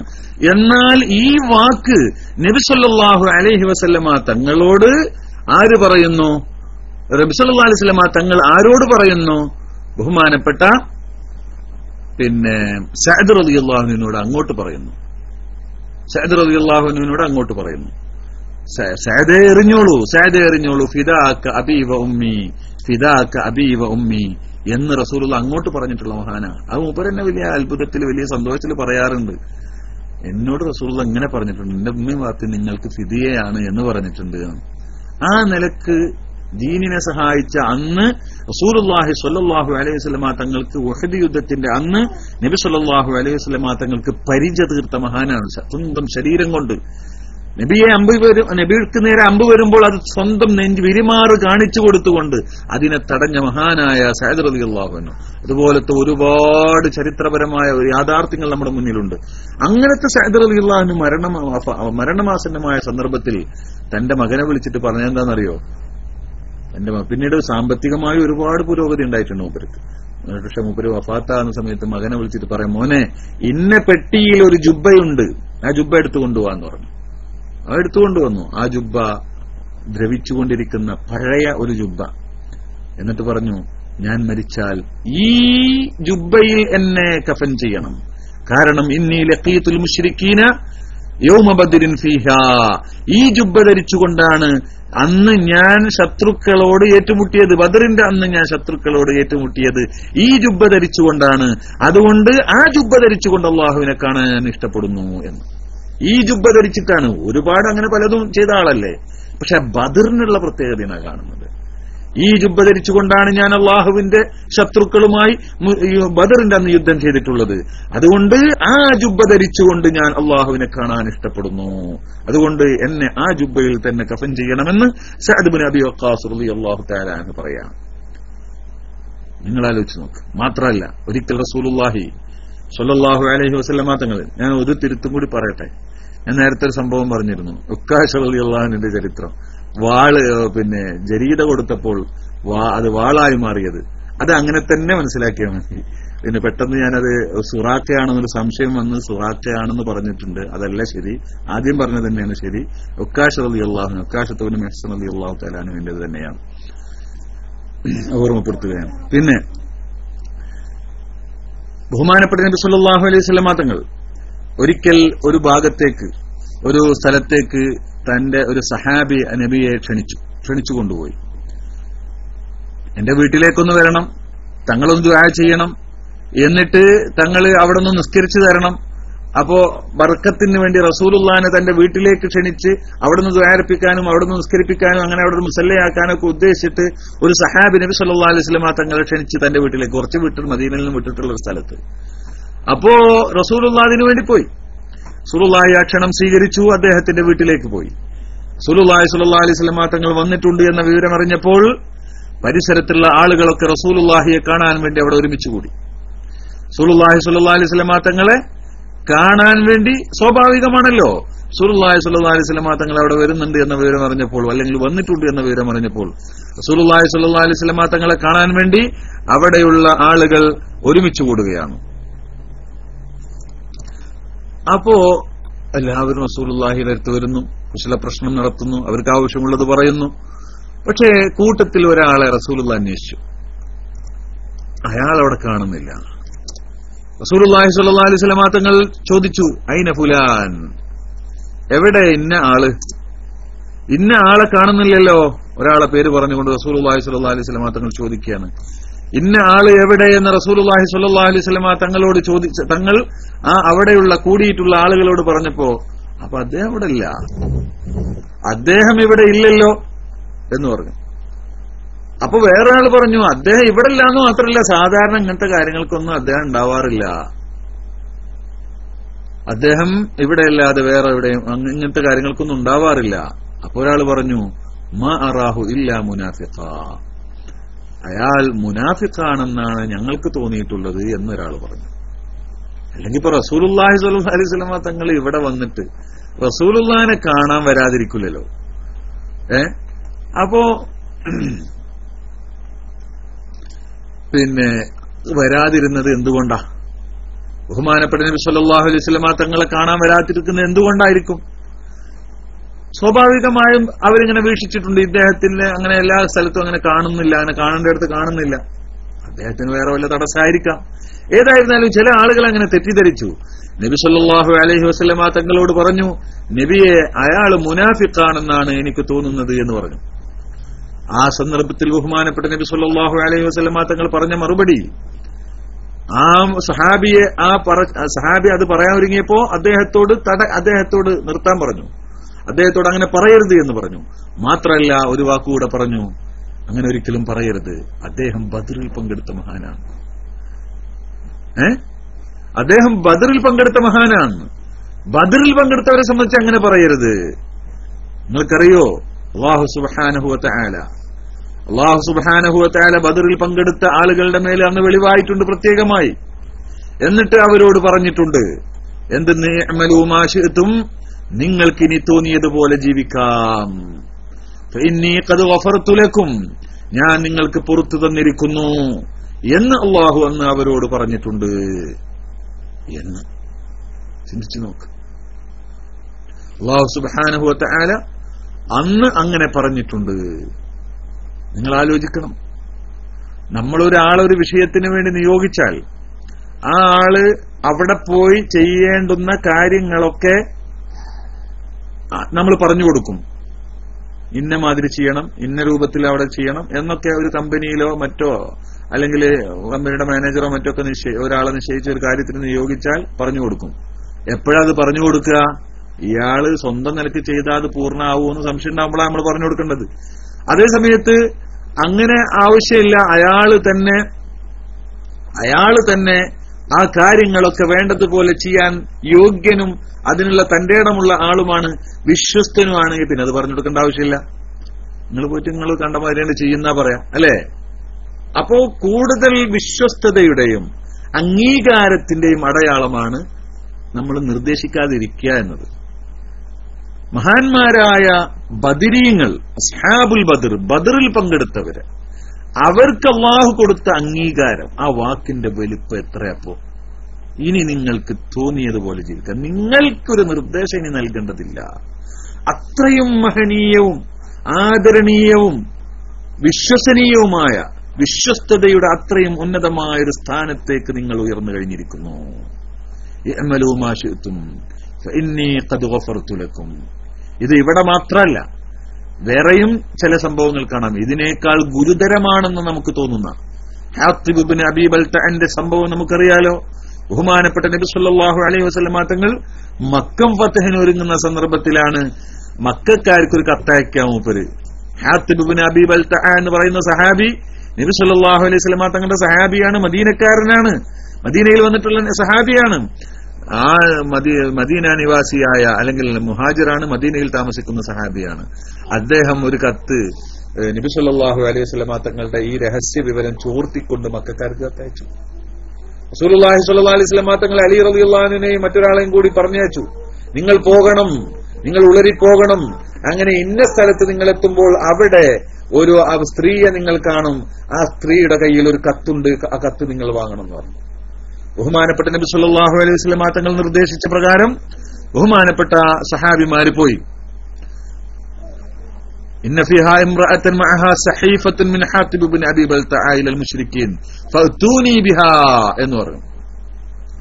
അവിടെ പെണ്ണിന്റെ കയ്യിൽ ഇങ്ങനെ ഒരു കത്ത് നിങ്ങൾക്ക് കിട്ടും, ആ കത്തുമായി നിങ്ങൾ അവളെയും കൂടി തിരിച്ചു വരണം എന്ന് പറഞ്ഞു.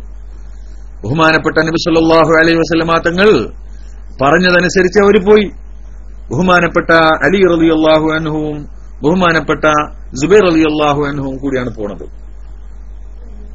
അബൂ മർസദ് എന്നവരുണ്ട്, അങ്ങനെ ചില റിപ്പോർട്ടുകൾ കാണാം. അങ്ങനെ ആ പറഞ്ഞ സ്ഥലത്തെത്തി, റൗലത്ത് ഹാജി എന്ന് പറയുന്ന സ്ഥലത്തെത്തി. അവിടെ എത്തിയപ്പോൾ സ്ത്രീയെ കണ്ടു, അവിടെ പെണ്ണുണ്ട്. ആ പെണ്ണിനോട് പറഞ്ഞു, എവിടെ കത്തെന്ന് വെച്ചു, എവിടെ കത്തെന്ന് വെച്ചു. അപ്പോൾ പറഞ്ഞു, എന്റെ അടുത്ത് കത്തൊന്നുമില്ല പറഞ്ഞു, എന്റെ അടുത്ത് കത്തൊന്നുമില്ല എന്ന് പറഞ്ഞു. അപ്പോ ഇവര് പറഞ്ഞു, റസൂലുള്ള ഇന്ന് വരെ കളവ് പറഞ്ഞിട്ടില്ല, ഒന്നുകിൽ നീ കത്ത് തരിക, അല്ലെങ്കിൽ നിന്നിൽ നിന്ന് കത്ത് ഞങ്ങൾ വാങ്ങുക. കത്ത് ഞങ്ങൾ പിടിച്ചു വാങ്ങണമെങ്കിൽ നിന്നെ പരിശോധിക്കേണ്ടി വരും, ഉള്ളും പുറക്ക് പരിശോധിക്കേണ്ടി വരും. അതിങ്ങോട്ട് എടുത്തു തന്നോ, ഒളിച്ചു വെക്കണ്ട എന്ന് പറഞ്ഞു.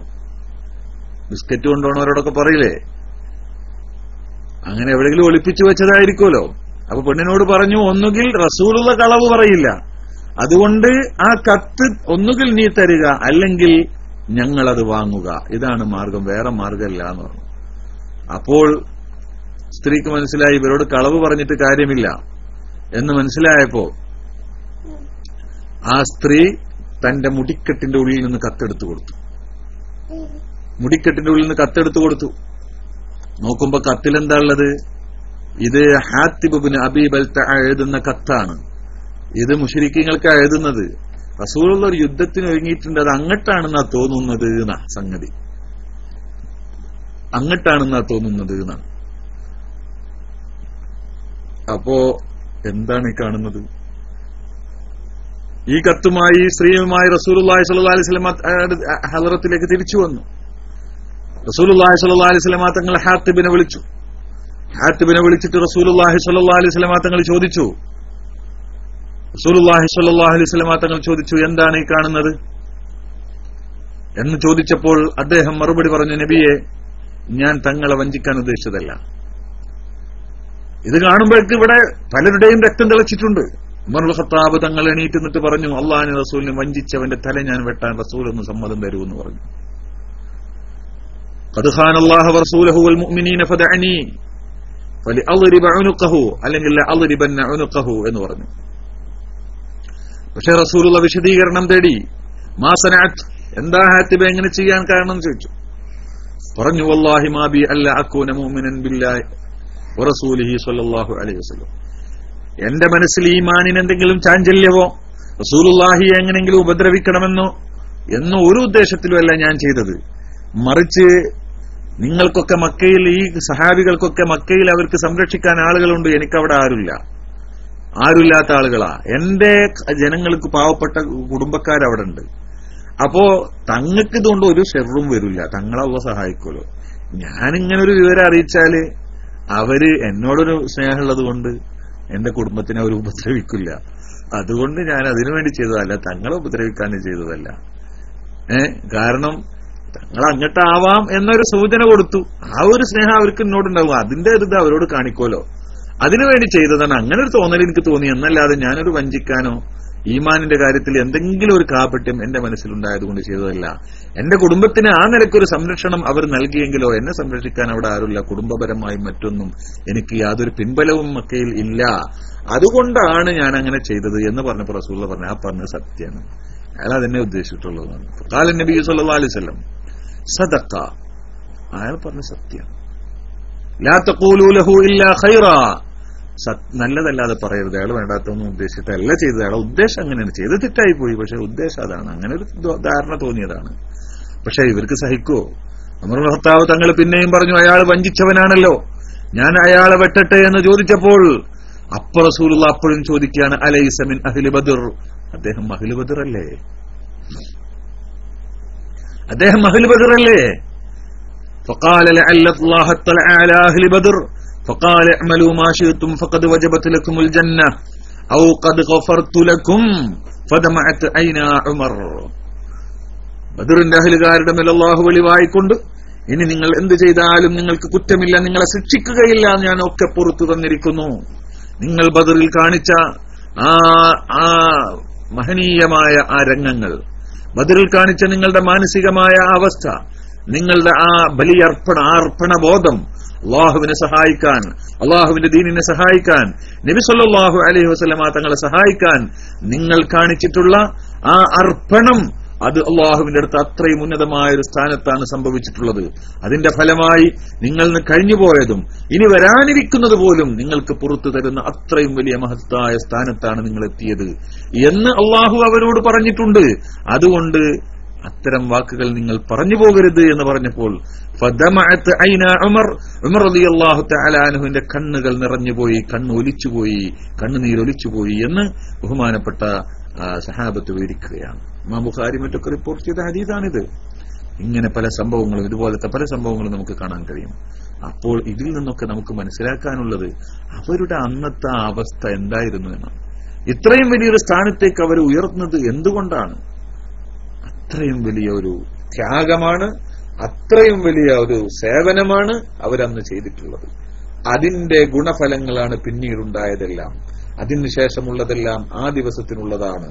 അതുകൊണ്ട് ആ ദിവസത്തെ നാം ആദരിക്കുകയും അതിനെ നാം ബഹുമാനിക്കുകയും അതിനെ നാം അനുസ്മരിക്കുകയും അന്നവർ കാണിച്ചിട്ടുള്ള ആ ഐക്യവും ആ അർപ്പണവും ആ ത്യാഗവും നാം നമ്മുടെ ജീവിതത്തിൽ അനുസ്മരിച്ചുകൊണ്ട് നമ്മുടെ ജീവിതത്തിലേക്ക് പകർത്താൻ ശ്രമിക്കുകയും ചെയ്യുകയും അവരെന്നാ കാണിച്ച ആ സേവനത്തിന് നമ്മാൽ ഒന്നും ചെയ്തു കൊടുക്കാൻ നമുക്ക് സാധ്യമല്ല.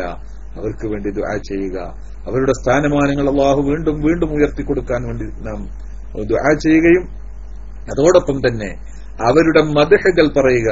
അൽഹംദുലില്ലാഹില്ലദി ഹദാന ഇലൽ മില്ലത്തിൽ ഹനീഫിയ വഅൻഹലനാ മിൻ ഹുമയ്യ ഖൗലിഹി തആല കുന്തും ഖൈറ ഉമ്മത്തിൻ ഉഖ്രിജത് ലിന്നാസി സായിറത്തൻ ഹനിയ എന്ന് തുടങ്ങി നാം അവരുടെ ബദർ മൗലിദ്, അവരുടെ മൗലിദ് നാം ഓതുന്നു, അവരുടെ മദ്ഹുകൾ നാം പാടുന്നു.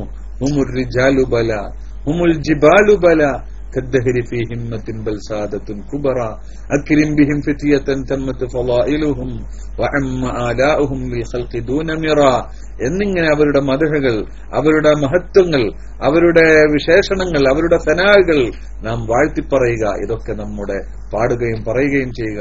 ഇതൊക്കെയാണ് നമുക്ക് നിർവഹിക്കാനുള്ളത്. അതുപോലെ തന്നെ അവരോടുള്ള മഹബത്ത്, അവരോടുള്ള സ്നേഹം, അവരെ കൊണ്ടുള്ള തവസ്സുല്, ഇതൊക്കെ നാം നിലനിർത്തുക.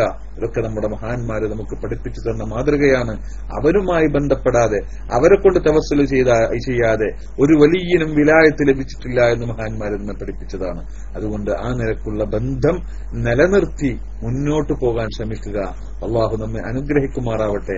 അവരുടെ കാൽപ്പാടുകൾ പിൻപറ്റാൻ അള്ളാഹു നമ്മെ സഹായിക്കുമാറാവട്ടെ.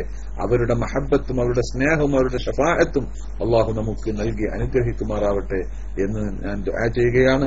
അള്ളാഹു സുബ്ഹാനഹു വ തആല ആ മഹാന്മാരുടെ ഹഖ് ജാഹ് ബർക്കത്ത് കൊണ്ട് നല്ലവരുടെ കൂട്ടത്തിൽ അള്ളാഹു നമ്മെ എല്ലാവരെയും ഉൾപ്പെടുത്തി അനുഗ്രഹിക്കുമാറാവട്ടെ.